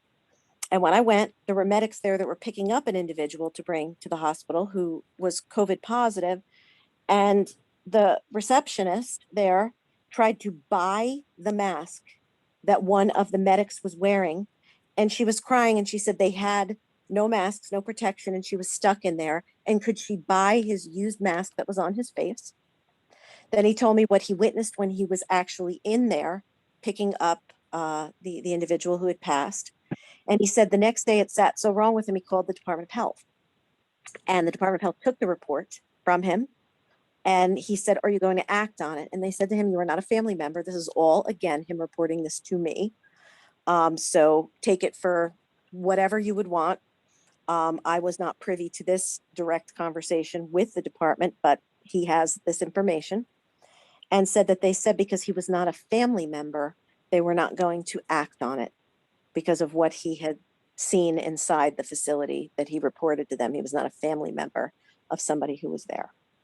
So that's literally 1/1000th of how it all started and how we were contacted and how we were called by people who were in the facility. It just, no words can explain how the horror escalated for the people that were in there. So for me, again, in thinking about this today, in talking to different people today about this, I really want us to seriously consider moving forward with taking a different angle then, because we are getting nowhere. No one in the state, the federal government tried to do an investigation. We are getting nowhere fast with this. And I can't understand it. I can't.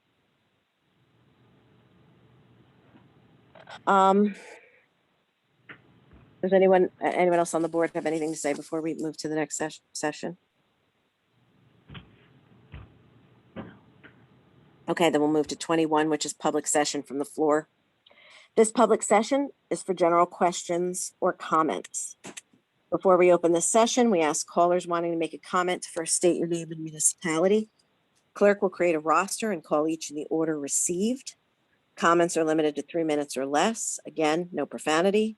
Your comments must be directed at the board. You may not slander members of the public, and you may not unmute yourself to interrupt a speaker under any circumstances, or else you will be removed.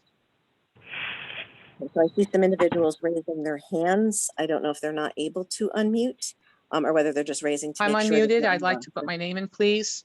Perfect. I'm sorry, caller, just one moment, Director. I don't know if I missed the motion to open the public comment. No, I did not do that yet. I need a motion to open the floor. So move, Commissioner Carney. And second? I'll second it, Dawn. All those in favor signify by saying aye. Aye. Aye. Thank Opposed? you. Okay. The floor is open to give your name to the clerk to be added to My the name roll. is Michelle Van Allen Hardiston. Alex Majewski Newton. Just please, callers, just one moment. I have to handwrite this. Michelle Van Allen Hardiston. And then that was Alex Majewski. Yes, that's correct, ma'am. That was, forgive me, was that Newton? Yes. John Dalmas, Frankfurt Township. John, what was the last name? Dalmas, D-A-L-M-A-S. And that was Frankfurt. Yes, ma'am. Thank Ruby. you. Next caller. Ruby David Sanders. David Moravec from Vernon. David Moravec from Vernon. And there was a female caller.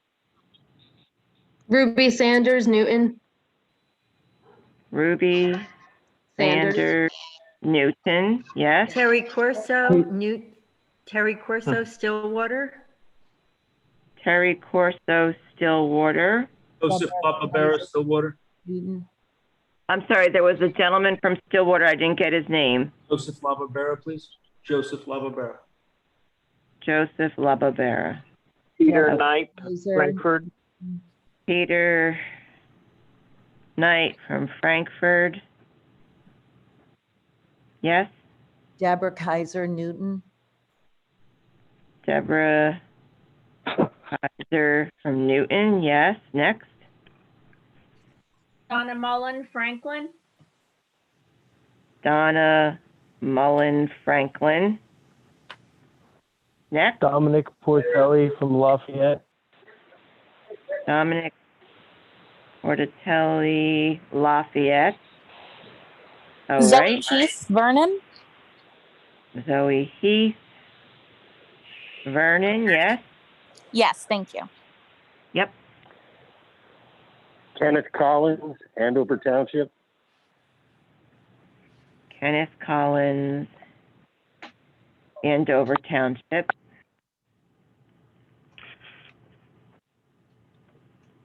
Katie Rotundi, Hampton Township. Katie Rotundi, Hampton Township. Thank you. Welcome. Almira Smonovic, Hamburg. I'm sorry, the caller from Hamburg, the name? Almir, A-L-M-I-R. From Hamburg, okay. Mick DiPiano, Newton. Mick DiPiano, Newton, yes.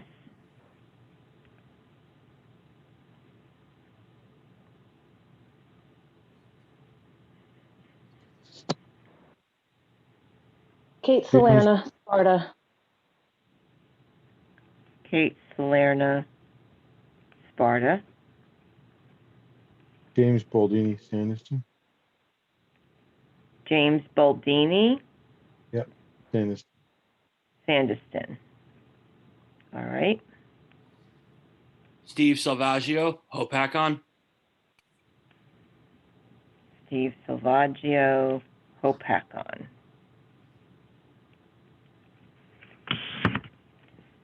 Yes. I'm going through I don't see any other hands raised. So hearing nobody else come forward, Terry, you can begin to call the speakers, please. The first caller is Michelle Van Allen from Hardiston. Thank you.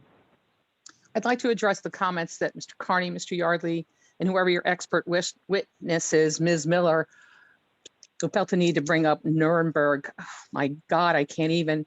And Ms. Fantasia, you made in regards to the investigation you'd like to launch. Please remember the investigation should start at the very top with the past administration of Donald Trump, who a year ago March knew this pandemic was upon us. Actually, a year ago January, it was known by the government. This virus was here, yet denied by the Republicans, called it a hoax, and let it spread like wildfire throughout our country. And hundreds and thousands of people have died because of his neglect and his denial and his lack of caring for the human race. They did nothing to stop it. Over 500,000 lives are lost and counting. And you all know it. You literally, it went viral and unleashed with no concern by this past administration.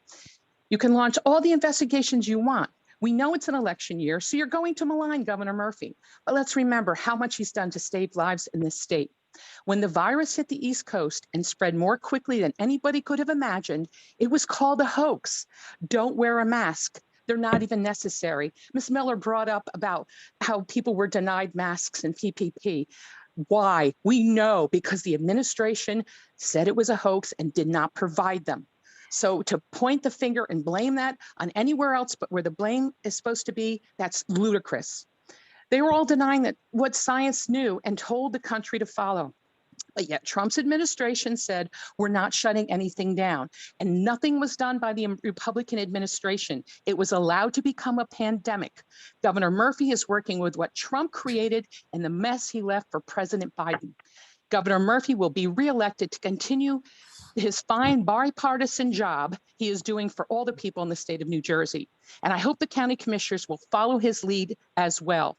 So point the finger to whomever you want, but just remember, when you're pointing the finger at someone else, 3 fingers are pointing back at you. Be responsible for what you need to be responsible, and don't put the blame on somebody that is doing their job when you know from the top of the administration, the Republican Party, all they cared about was getting reelected and power and had nothing to do with saving human lives. And it's infuriating that you will allow this person you brought on to speak for 5 or 10 minutes unfettered with whatever she wanted to say and bring up Nuremberg and lies about what was going on. It's ridiculous. You should give the other side of the aisle, since you have this hired expert witness coming in, and let us speak as well. It's ridiculous. And I really hope that we get some new people elected into the county commissioner office next election cycle, because I gotta go. It's too frustrating. Please listen to what people are saying. Listen to what people are saying. Our next caller is Alex Majewski from Newton. Alex, are you there? Yes, I am. Can everyone hear me? Yes, you can start. Thank you. Good evening, Commissioners. New Jersey lives matter more than Democrat Party partisanship. This is the title of a press release from the Sussex GOP circulated earlier today. This is something that needs to be a topic of discussion for every household in this county and state. Phil Murphy owes over 8,000 people and their families an apology. Tonight, I'd like to touch on some of the points in today's press release. The Murphy administration is surrounded by greed and corruption, so they fail to disclose the truth and facts surrounding what really happened. Quite frankly, I'm puzzled why the governor refuses to accept ownership and blame for his administration's lack of effort. The governor needs to check his ego at the door and show respect to the people of New Jersey. What a real nice guy. If New Jersey were its own country, it would be the record. It would hold the record for COVID-19 deaths worldwide. Instead of taking responsibility for the lack of action, Murphy and his cronies are complicit in the facts behind the events that ended the lives of innocent people. Judith Perticelli, New Jersey's Commissioner of Health, gave the directive to mix COVID-19 positive patients in with healthy residents of nursing home facilities. New Jersey deserves answers as to why, and the state refuses to respond to Oprah requests that request the data. What is the Murphy administration hiding? We are going to find out.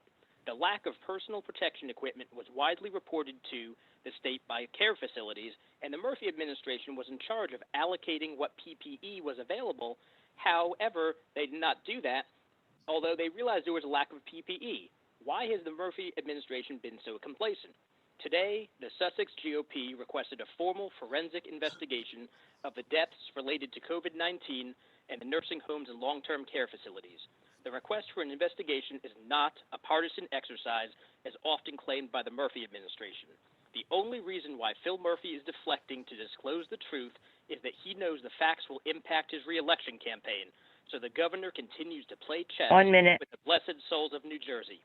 The request for an investigation to give grieving families the truth about what happened to their loved ones and why the state failed to act in a timely manner when they were very well aware of this serious situation.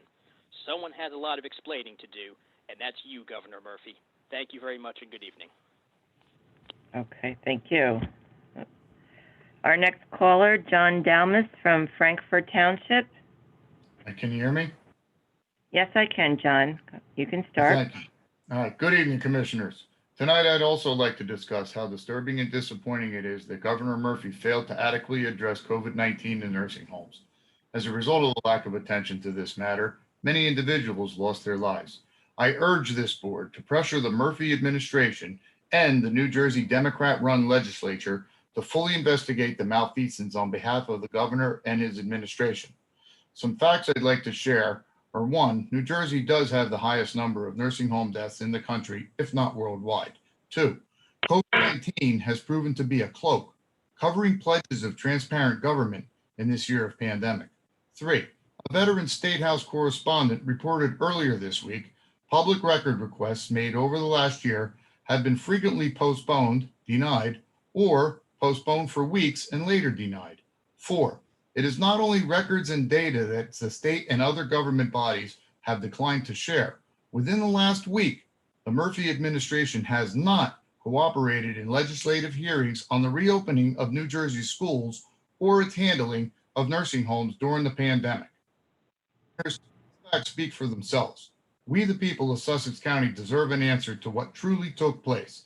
Please call for a formal investigation. Thank you. Thank you. Our next caller is David Morovich from Vernon. David, are you there? Yes, thank you, and good evening, everyone. The actions of the Sussex County Democrats are repulsive and sickening. The Democrats accuse me of being fake and not a resident of Vernon. I grew up in South Jersey, moved to Vernon 2 months ago to take care of my grandfather. He has since passed due to the Wuhan virus. When I needed help in the county regarding some arrangements for my grandfather, I first met with 2 of the commissioners who were able to assist me and point me in the right direction. My interactions with the commissioners have been nothing but wonderful. I am appalled how the Democrats are quick to jump to conclusions for those who do not agree with them. For the record, I was born in Russia and moved to the United States as a child since my parents wanted to seek new opportunities. I'm in politics until Donald Trump won the presidency. Then I knew this is where I had to be. He did a lot of good things for this country, which everybody, especially the media, just totally ignores. As demonstrated in the last few commissioner meetings, the Democrats constantly use the vile rhetoric and attack those who do not agree with them. I'm not a racist or a white supremacist. I denounce all of that behavior. I'm a proud American. Shame on the Democrats. Shame on the Sussex Democratic chair and state committee person who allows a party to perpetuate false narratives and hateful attacks on residents of this county. They all want to just see the community prosper. The Democrats aim to destroy everything in this county and country by relying on misinformation, disinformation, and half-truths. These Democrats are corrupt and shameless and continue to disrespect the public and do not conduct themselves honorably, and they know it. It is insulting to me and the legacy of my grandfather to be written about in blog posts accusing me of being fake and using me as a pawn in their sad political game. The Democrats are everything that is wrong with this country today. 1 minute. Thank you, and good night. Thank you. Our next caller is Ruby Sanders from Newton. Hi, can you hear me? Yes, I can, Ruby. You can start. Thank you. Good evening, commissioners. Phil Murphy's Executive Order 103 was the beginning of what we know today as senior genocide. The level of death we have seen in New Jersey due to the Wuhan virus represents a government-induced genocide of the state's most vulnerable. When the Murphy administration had the opportunity to curb the spread of this virus, they did the exact opposite. Instead of secluding those who fell ill, Murphy authorized those who were sick to be mixed in with healthy members of society. This all happened in our nursing homes and long-term care facilities, and Phil Murphy owes an explanation to those who lost loved ones in Andover, subacute, and all facilities around the state. There's no excuse for this. What Phil Murphy did is a crime, and he should be held responsible. The real concerning item here is that the Democrats seem to deflect on the pressing issues.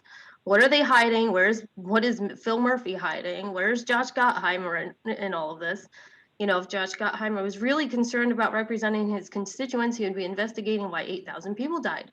Instead, he's too concerned about doing photo ops or changing the subject completely.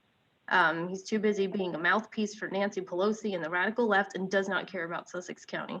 I urge this governing body to call for a formal investigation into why Phil Murphy let innocent people die, and the people need answers. I'd like to also remind everybody of one thing. The people who died didn't die based on race, gender, or their sexual preference. The China virus did not see if they were Democrats or Republicans. So everyone attending tonight's call was impacted in some way. In addition to this board requesting an investigation, I urge all Democrat community leaders, including those on this call tonight, to demand that Governor Phil Murphy explain what happened. The smoke and mirrors for Phil Murphy's reelection seem to be more important than the thousands of lives lost. And that is really sad. New Jersey deserves better. Thanks so much for coming. Thank you. Good night. Thank you. Our next caller is Terry Corso from Stillwater. Okay, thank you very much. First, I want to say, I'm going to switch a little bit here. I want to thank and say that Becky Carlson, her team at the center, and all the partners that are working with her are doing such a great job. And I want to thank Commissioner Patillo for her extensive and well-informed comments on that collaboration and how it serves the need of people at risk in our county. I also want to say at this time and comment on another Sussex County population who are also at risk every single day of their lives. And that population is, of course, our citizens of color and our people of white, who are also people at risk for not knowing our history or all that we do not know currently about our brothers and sisters of color. As representatives, you have heard from a large number of the people you serve at the last few meetings regarding our deep concerns surrounding issues related to racism and the lack of a very specific anti-racism stand by the commissioners. You've listened to the pain experienced by people of color, and I'm finding it so hard to understand how you can still refuse to act justly as leaders. I think you might believe that this whole conversation is over. My hope is that you know now our concerns and our urgings to do something will not simply go away. Personal and systemic racism is and always has been a United States of America issue, and no less relevant right here where we live. So I'm going to encourage each of you who have not done so yet to take the time to talk to your constituents of color, read the research, care enough, please, to educate yourselves. Silence among leaders surrounding issues related to racism can have tragic effects in our communities. You have the power now, right now, to help create a healthier and more just place to live in our beautiful county. You've been offered help in raising awareness, and I can't urge you strongly enough to help all of us take an active role in combating racism, and in doing so, serving your Sussex County population who are currently also at risk for hate speech, at risk for so much more. Thank you very much for listening. And I would like to ask I just would like to say that the word China virus is a horrendous thing to say. Don't ever use it again. Your time is up. Thank you for your comments. Our next caller is Mr. Labera from Stillwater. Yes, hi, thank you for your time. Fantastic meeting.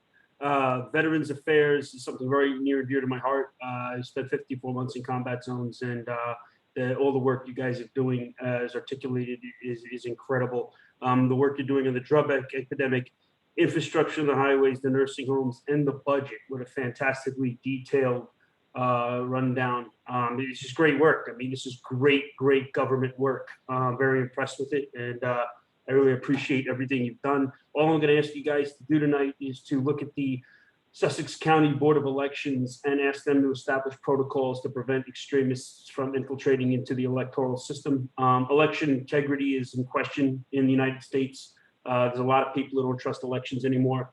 And when somebody can, I'm not denouncing anybody, I'm not going to mention any names, but when people can infiltrate into the electoral system, people who have called for the overthrow of the president, a coup d'etat, assassination of political figures, people who have wished harm and overthrow of the government, harm on political figures, that's extremism. That's not freedom of speech. U.S. Code actually specifies that is a crime, and we can't have them in the electoral, in the inner sanctum of handling our sacred votes given to us by God through the Constitution. So I would like to, inalienable rights is described by the founders. It means given by God in terms of how they looked at it.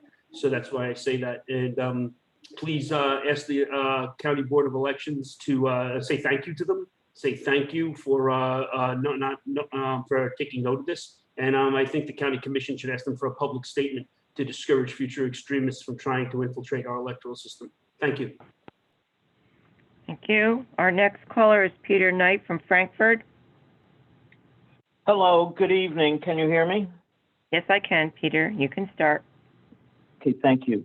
I'd like to commend the board, the county administrator, and all the hardworking men and women of the county's divisions for the excellent job they did throughout the winter, keeping roads safe and clear for us.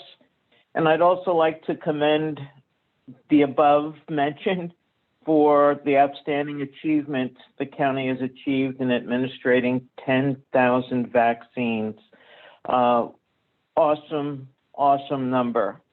I'd like to talk tonight about the $1.9 trillion federal relief package, the American Rescue Plan. In particular, this portion that includes the allocation of $190 million for broadband projects nationwide. I'm sorry, $10 billion for broadband projects nationwide, with $190 million going to New Jersey.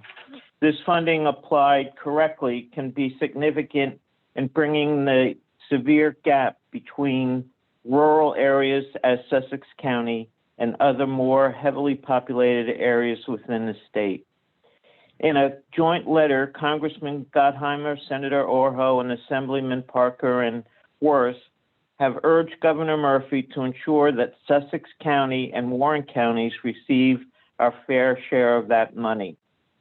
Broadband internet connectivity is crucial in today's COVID reality, with remote education and the necessity to work remotely from home. Connectivity is also critical for the long run to support economic recovery, since businesses, including retail transactions, will grow their dependency on high-speed broadband internet connectivity. 1 minute. Thank you. Broadband connectivity has grown in importance to be as nearly as important as maintaining safe roads and transportation. I'm suggesting that the Board of Commissioners reach out to Governor Murphy to request that Sussex County be allocated an adequate portion of the $190 million to close the existing gap of broadband connectivity between our county and the majority of the other counties in the state.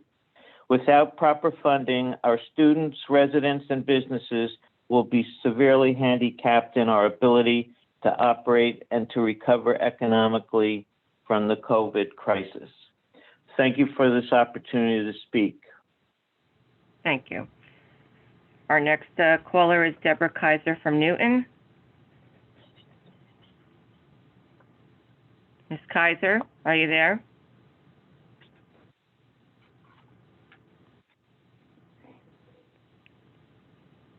Ms. Kaiser, I'll call one more time, then I'll move on to the next caller. Are you there? Yes, can you hear me? Yes, please start. Okay, great. First, I'd like to address the pandemic that was happening because a lot seems to be focusing just on Governor Murphy. So let's give some numbers to everyone, because I believe if you really want to understand what was going on during the Andover crisis, it might clarify, if you know, that on March the 2nd, 2020, the first case of COVID was in New Jersey. On December 10th, the first death. On December 15th, we had 3,518 deaths and 75,317 cases. So there's been a lot of talk about what Governor Murphy didn't do, what he should have done, and what he hasn't done yet. However, the day after this was announced, he had the Attorney General start an investigation. And also, again, if the then President of the United States had not called this a hoax by the Democratic Party to affect the election, maybe we would have gotten a better jump. So let's put the blame where the blame is supposed to be. Now, let me read a little bit about the Andover subacute to you so you can understand exactly what this place is. You sound like it was a wonderful place, people being taken care of. In 2017, and I believe Governor Christie was your governor, right? Under the management of another country, Andover agreed to pay $888,000 to resolve all allegations for substandard and worthless nursing care. And between July 1st, 2010 and December 31st, 2012, it was said that they did not meet the minimum requirements of statutory and regulatory requirements. So this was not a wonderful place. Also, the person that did this reporting who keeps speaking, how about you bring up the racism about the people that worked when you went on about everything? You should have brought up about the way people of color were treated that work there.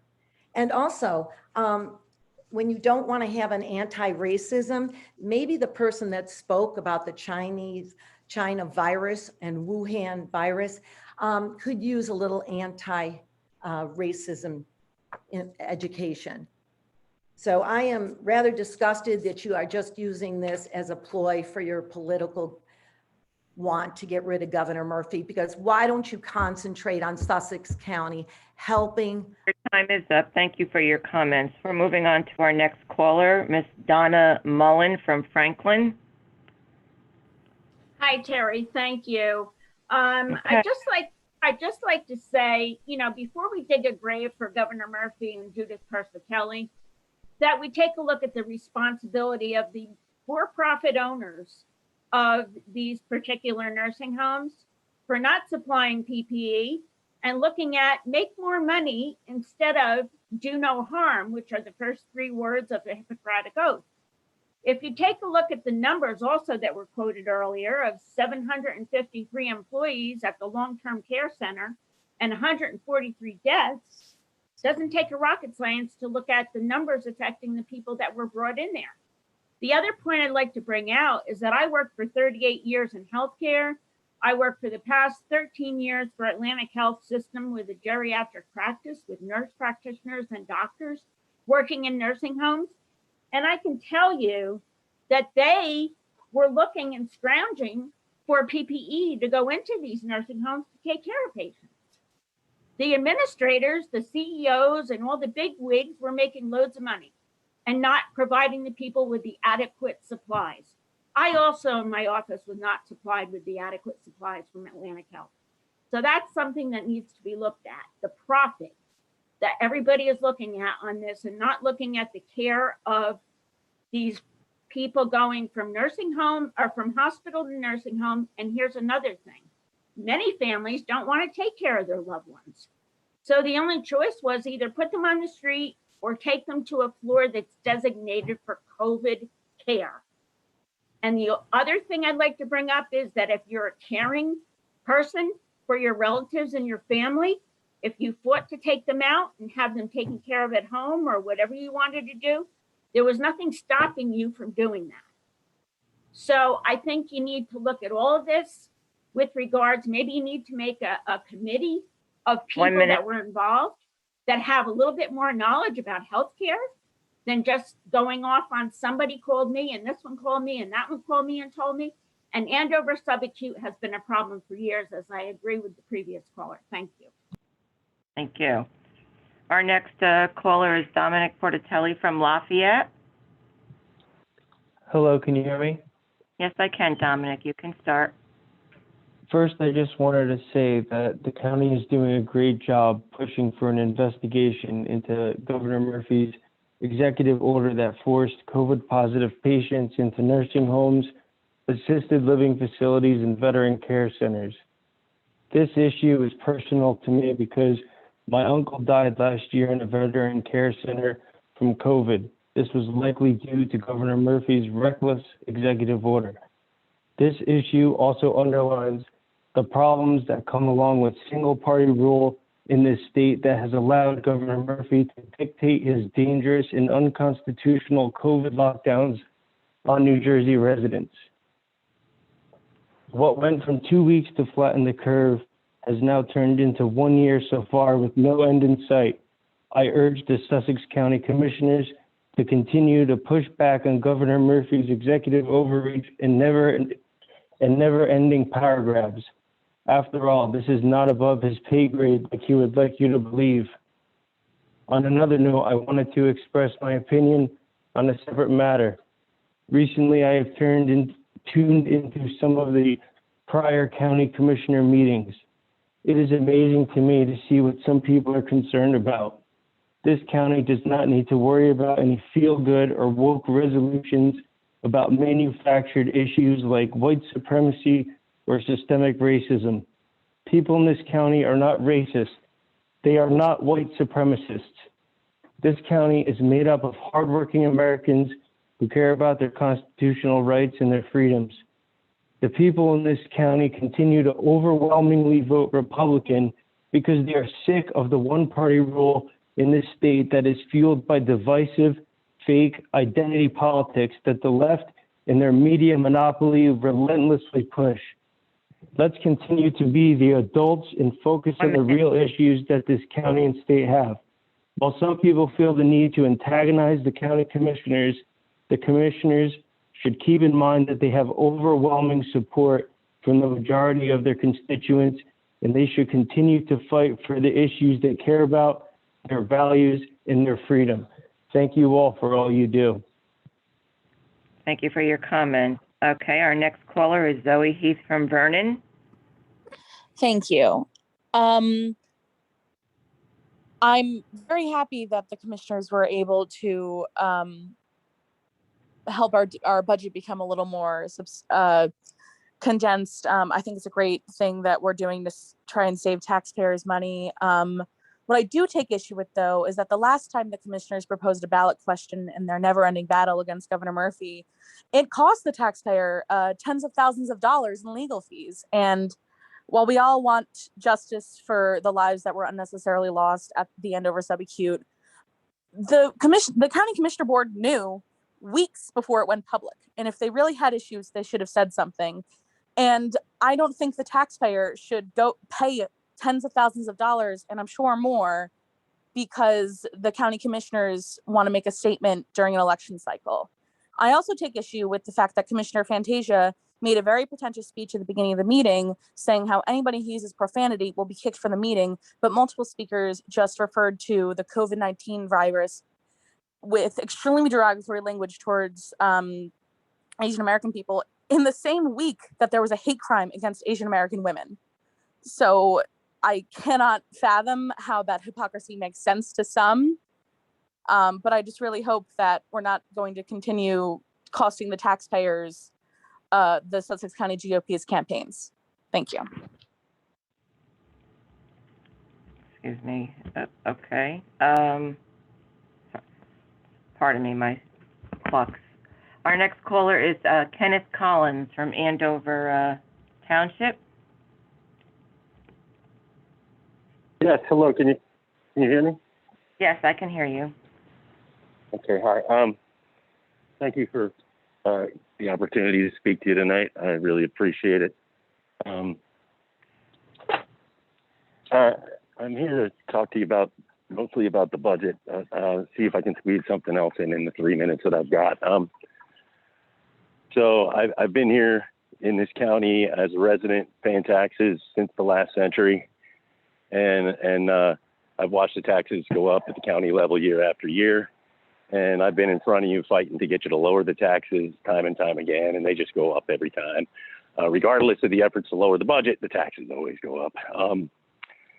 There were a bunch of comments made by many of the commissioners tonight about things that are needs and things that aren't, and grabbing money and putting the county deeper in debt to build empty buildings at Sussex County Community College is an entirely huge waste of money.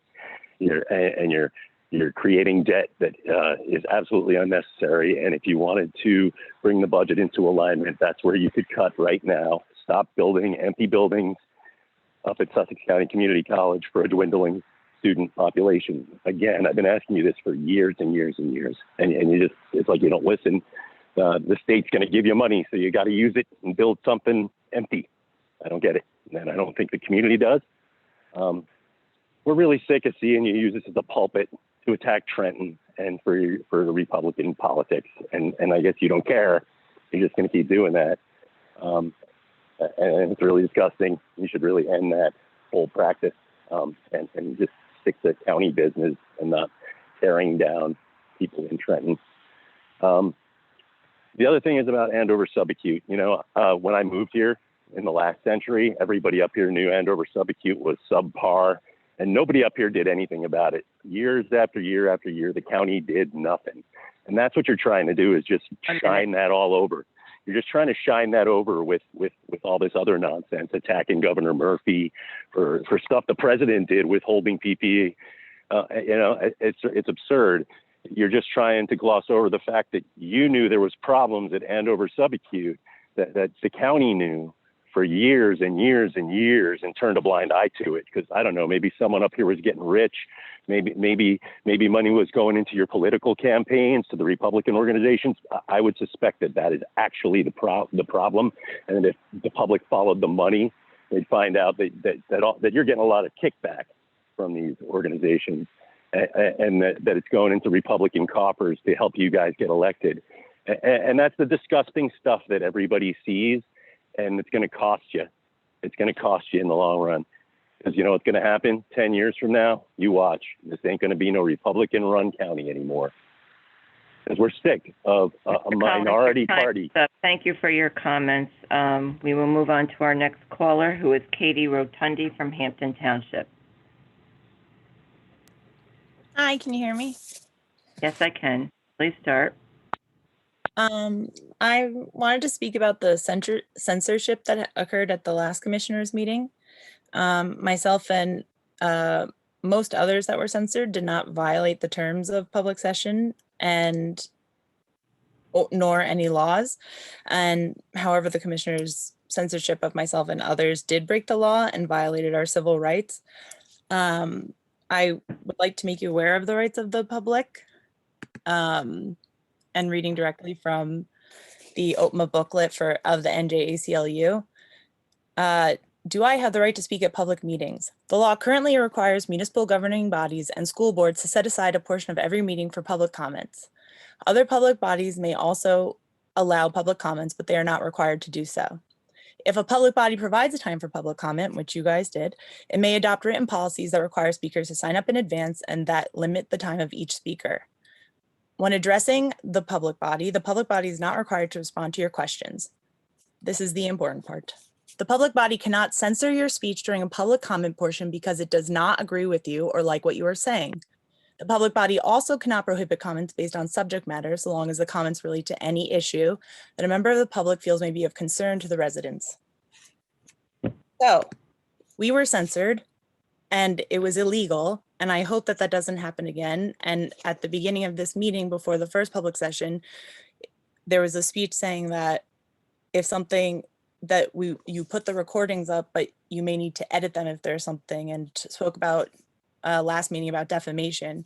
You're elected officials and people should be respectful of you, but you're also public figures. And the way people have spoken tonight about the calling COVID the Wuhan virus is insanely offensive, and considering the hate crime that happened this week that Zoe spoke to, just goes to show that we did need an anti-hate resolution, and we need a lot more here. And it's really a shame that 1 minute. this is what is happening here. And I've reported the censorship, and so have others, and that will be something that we're not going to stand for. Censorship is a slippery slope, and I'm very disturbed that it happened. I'm glad it didn't happen again, but it shouldn't be that people can just call COVID the Wuhan virus or China virus and just have nothing be said about that by our commissioners. Thank you. Thank you. Our next caller is Amil from Hamburg. Amovich. It's me. Thank you so much. I appreciate you taking my phone call. Boy, there's a lot to unravel here tonight. And if this was a live meeting, I'd probably spend 3 minutes just shaking my head.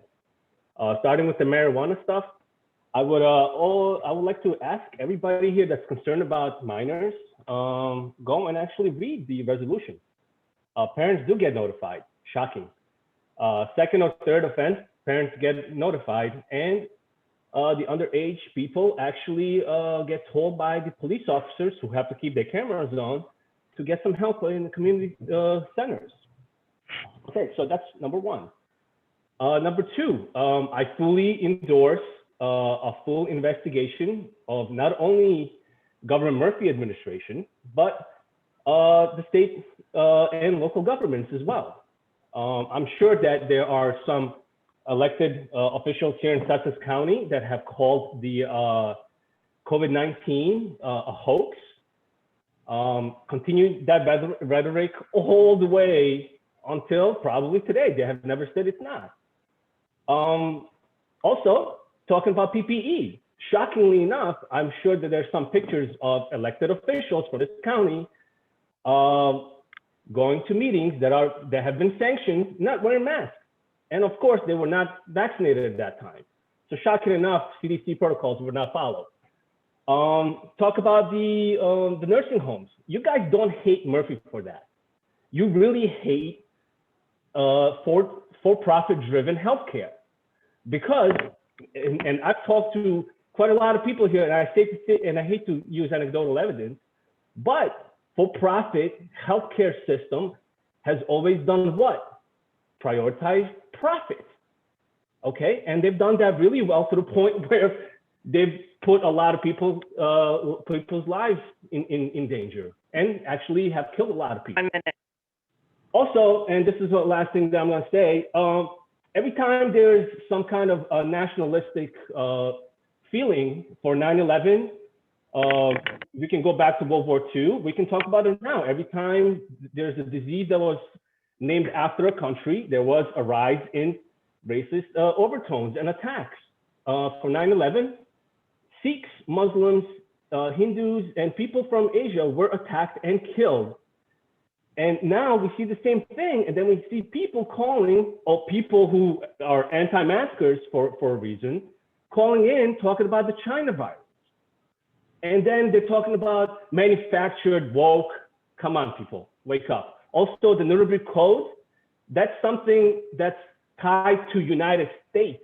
If Ms. Fantasia, if you read the book that you asked me to give you, if you read it, specifically the Nuremberg laws passed against Jews Your time is rooted up. in United States. Thank you very much. Caller. Have a good night. For your, our next caller is Mick DiPiano from Newton.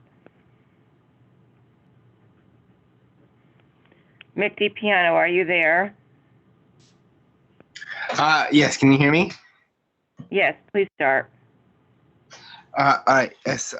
So last session, I talked about the harm, the resolution to end the state of emergency and return to constitutional governments, which we are still in, would have on families. And just as an example, my daughter, who was exposed to COVID at school and is on a 2-week quarantine, which extends into spring breaks, 3 weeks, no school. And the only way I'm able to financially support my family is through unemployment benefits that are given to me through the state of emergency we currently laid in. And I'm not the only family in that situation. There was another school in Newton, a preschool, a daycare that was shut down for 2 weeks. The Sparta High School is closed, and numerous other classrooms in the Newton School District. I get multiple emails about this. A lot of kids in Newton are getting sick, and the school classrooms are being closed. And the previous resolution passed only puts the interest of business owners and doesn't consider the well-being of families. Speaking of COVID, I've tried to get COVID testing, and a significant number of testing sites have closed since the last time we got tested a few weeks ago. I know about 3 that have closed, and I heard about a 4th one that was closed in this meeting. And I want to know, why is it so hard to find testing in our county? Why are so many sites closing down while the state is increasing in COVID numbers? I have been calling for weeks now, and I am very disappointed in the fact that a resolution against racism and white supremacy hasn't been passed. And so I want to know whether or not the resolution for respect is going to be followed through with any actions that teach respect, spread respect, or knowledge of respect, or if it's just empty rhetoric that doesn't lead to actual change in our community. I've spoken about this before. We have called for a resolution against racism and white supremacy, but only saw that as a starting place. And I want to know where you plan on taking this. I have talked before about this, and there have been claims about making a group to talk about this, and there have been people complaining about it not happening. So I want to know, where is a group set aside to talk about this, and why? Time is up. Thank you for your comments. Our next caller is Kate Salerna from Sparta.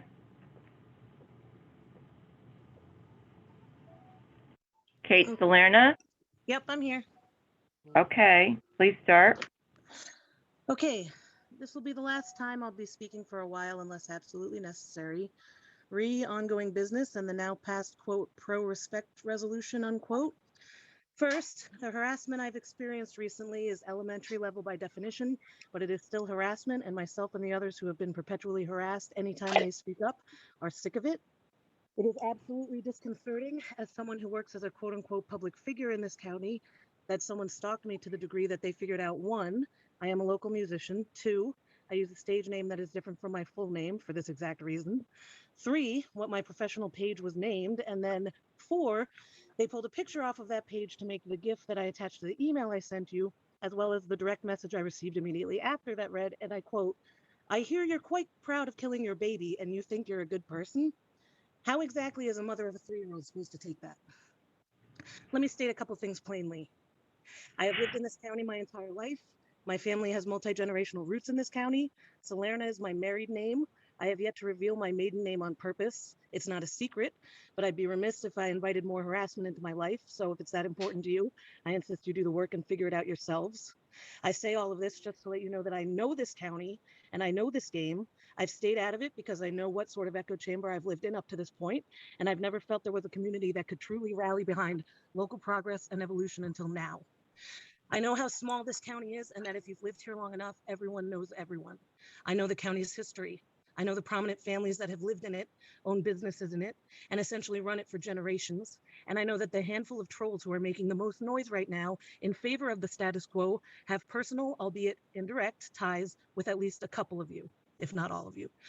I also know the only way someone was able to stalk me was because they were fed the information they needed by someone connected to me and the local music scene. Again, not a secret, and I'm genuinely surprised it took this long, given that I've known someone would put 2 and 2 together as soon as I put my name behind any of this. 1 minute. I most likely have met the person who gave up my profile name. Gross. I have collected evidence of persistent harassment towards members of this community who have put their name on the record to speak out these last few months and even years prior. It is an insult to the community you serve that you would draft a quote unquote pro-respect resolution knowing that this has been going on and that your own constituents will not follow it, especially after a vast majority of concerned citizens rallied behind the original resolution that was presented to you. They even offered to work with you in bipartisan fashion to start a coalition and draft something that included the voices of people of color in this community.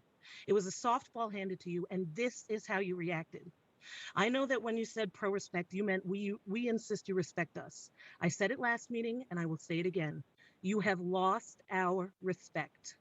This will be the last time I speak for a while. I meant for the last meeting to be the last time I spoke, but the utterly disgusting display I witnessed from this Board of Commissioners and their lawyer brought me to an emotional point where I couldn't even. Okay, your time is up. I thank you for your comments. I need to call the next caller, Mr. James Baldini from Sandyston. Hello, can you hear me? You get to finish. Yes, I can. Please start. Thank you. First, I want to say I want to thank so many people for showing up to these meetings. Even if it is only to rant about how Republicans are destroying the world, I think at least they're showing up. So I decided that I wanted to. I found out tonight that most of everything that happened with this virus seems to be President Trump's fault from many of your speakers. So I decided I'd dig out some numbers and look this up.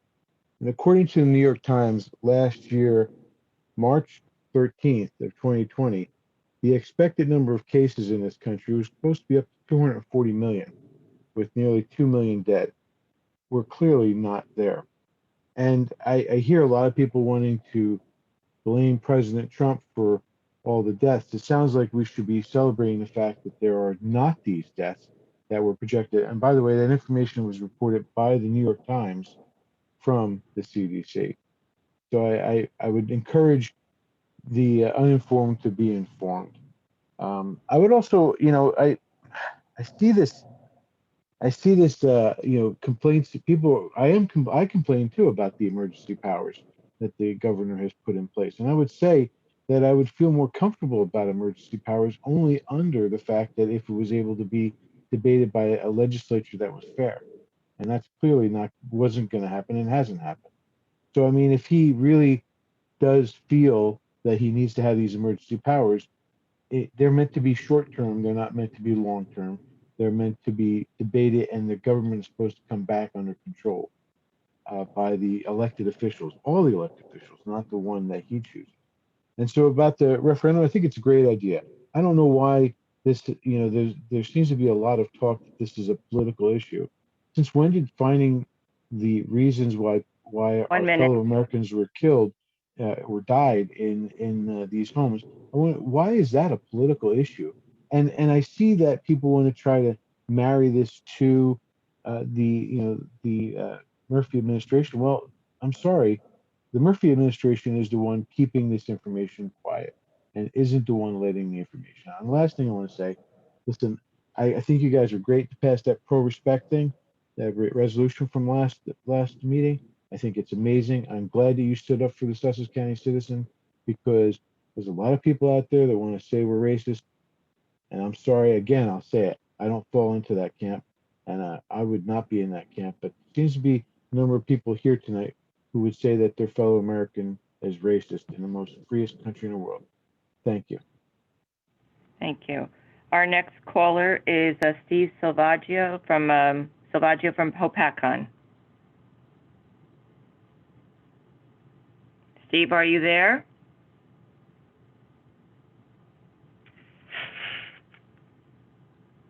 Steve Salvaggio from Hopatcon.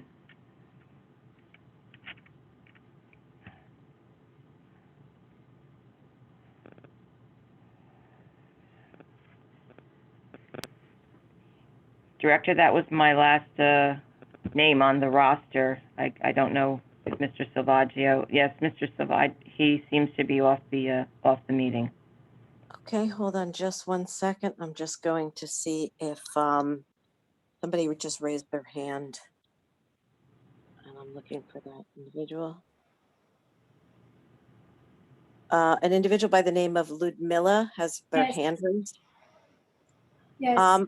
Okay, Mr. Salvaggio is not on the call. I don't see his name any longer, and he was there when they were giving their speaker names, so I guess we'll see if he comes back on. Ludmilla, yes, if you would like to speak, you can Yes. you can speak. Can you give your full name and your municipality, please? Yes, Ludmila. I live in Newton, and I am going to keep that very short. Thank you for giving me this opportunity. First of all, I'd like to congratulate the freeholders for trying to do their best that they can do. I did see some nice numbers out there for this year, but still I can say that there was a gentleman prior, couple speakers, I think his name was Colin. He brought a very, one of our concerns, which I think everybody who owns a house in Sussex County is worried about the taxes. So when it's possible to cut the spending, why not? I do agree with his concern, which I think there are a lot of people, because I hear people talking about that. When the enrollment in Sussex County goes down, does that seem unnecessary to spend on another building when the efforts should come from inside the college itself? I did see, you can see the information of the enrollment for sure in 2019, which has nothing to do yet with the COVID. The enrollment in Sussex County, which was reported at the Google, you can see that it was 1,900 enrollment, which is about twice less than 5 years ago. Let's put it in this way. So I would say, I mean, I will appreciate if the commissioners would be more looking into the numbers when they distribute those, because as I said, everybody has a house. Because for those who probably do not care about the taxes, I think taxes is a big and huge problem here in our county. So this is about that. But otherwise, I would like to thank you guys. Do your best you can, but also look into this thing that the other speaker, I mean, Kenneth Colling was his name. I am touching that issue as well, that if you can cut spending, why not? And continue the good job. So that is the first, and very quick about, since I see a lot of speakers bringing different views about the government, Governor Murphy's. I think where there are question marks on the work of the New Jersey governor, yes, I believe it is the job of the elected body, like in this case, the freeholders, rights to ask for the information and to bring that information with a clear transparency to the community. It doesn't matter which party this governor body belongs to. It is important because it is the elected body that will keep us closer with the information from how the job of the governor it is done. So I would say that all the people who came today, so it's great to see the different views out there, but maybe if we leave aside a little bit which party we belong and doing the best for our community and being better with each other, I think the life, it will be better. It's enough with the COVID. I mean, let's be a little more friendly when it comes to the criticism. Let's be more constructive. Mila, I'm sorry, your time is up. That's it. Thank you for Thank your you very comment. much. That's it. Thank you very much. Okay. I'm on audio, not video. I can't see if anyone's No, raising. I don't see him. He did not come back in. He did not come back into the meeting. So, okay. So before we, let me see here. Let me just take another look here. No, he's gone. Okay. So that will be our last speaker.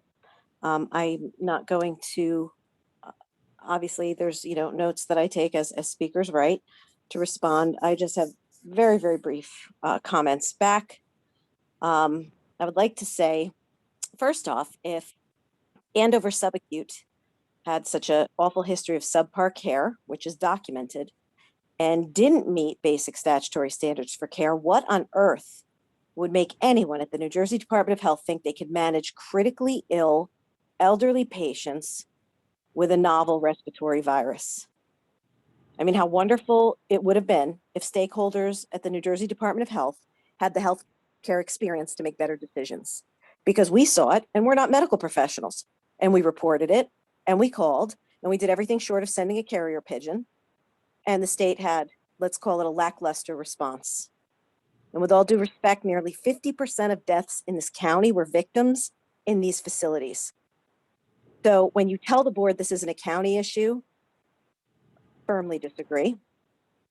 But I could not agree more with the speaker that said, follow the money. By all means, sir, follow that money. I'll follow it with you, and you might get a surprise to see where it ends up. And I too am concerned that our constituents won't adhere to pro-respect. But what I can say is in these meetings, you won't use profanity. You may not slander members of the public. You seem to gleefully engage in libel against one another online, and that's your decision. But while you're in the confines of a public meeting, you've never been censored because what you've said, the commissioner board finds distasteful. We don't like it. A lot of things that are said in here, people don't like. But profanity is not permitted. And slander is blatant untruths stated as facts about each other, members of the public, not the board, members of the public. And that is not permitted during an open public meeting.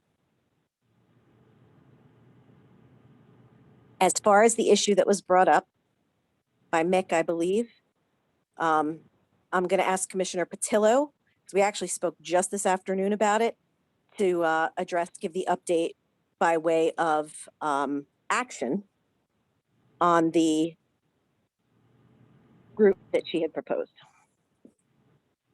Thank you, John. I was going to mention the comments, but we had so much going on, I forgot. I do have a meeting down in Newark with the representatives of the group that I'm going to be discussing these issues with. So I expect to have a report probably at the second meeting in April. Thank you. Okay, I need a motion to close the floor for public comment and return to regular business. Still move, Commissioner I'll make Carney. that motion. Okay. I'll second it. Yeah. All those in favor, please signify by saying aye. Aye. Aye. Opposed? Pass. For reminders, please check the county's website at www.sussex.nj.us for meeting schedules. 23, executive session. It's a resolution providing for an executive session not open to the public in accordance with the provisions of NJSA 10:4-12. Way Harry, to would you not please- condemn Asian hate. Excuse me? I'm sorry, who was that? If the administrator can please remove that caller, because again, we can never make it through one meeting. You didn't condemn Asian hate.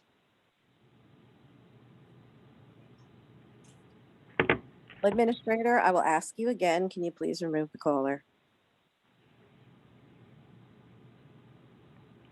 Perry, would you please read the executive session? Asian racism is I'm racist. reading, excuse me, Okay. caller, stop speaking. I'm reading the executive session resolution. Thank you. Whereas the subject matter about to be discussed may be excluded from the public portion of the meeting by resolution, the Board of County Commissioners as an exception to the Open Public Meetings Act pursuant to NJSA 10:4-12B. And whereas it appears necessary for the Board of County Commissioners to discuss such matters in executive session, now therefore be it resolved that the Board of County Commissioners of the County of Sussex, in accordance with the provisions of NJSA 10:4-12B and NJSA 10:4-13, that the Board at this time enter into an executive session from which the public shall be excluded.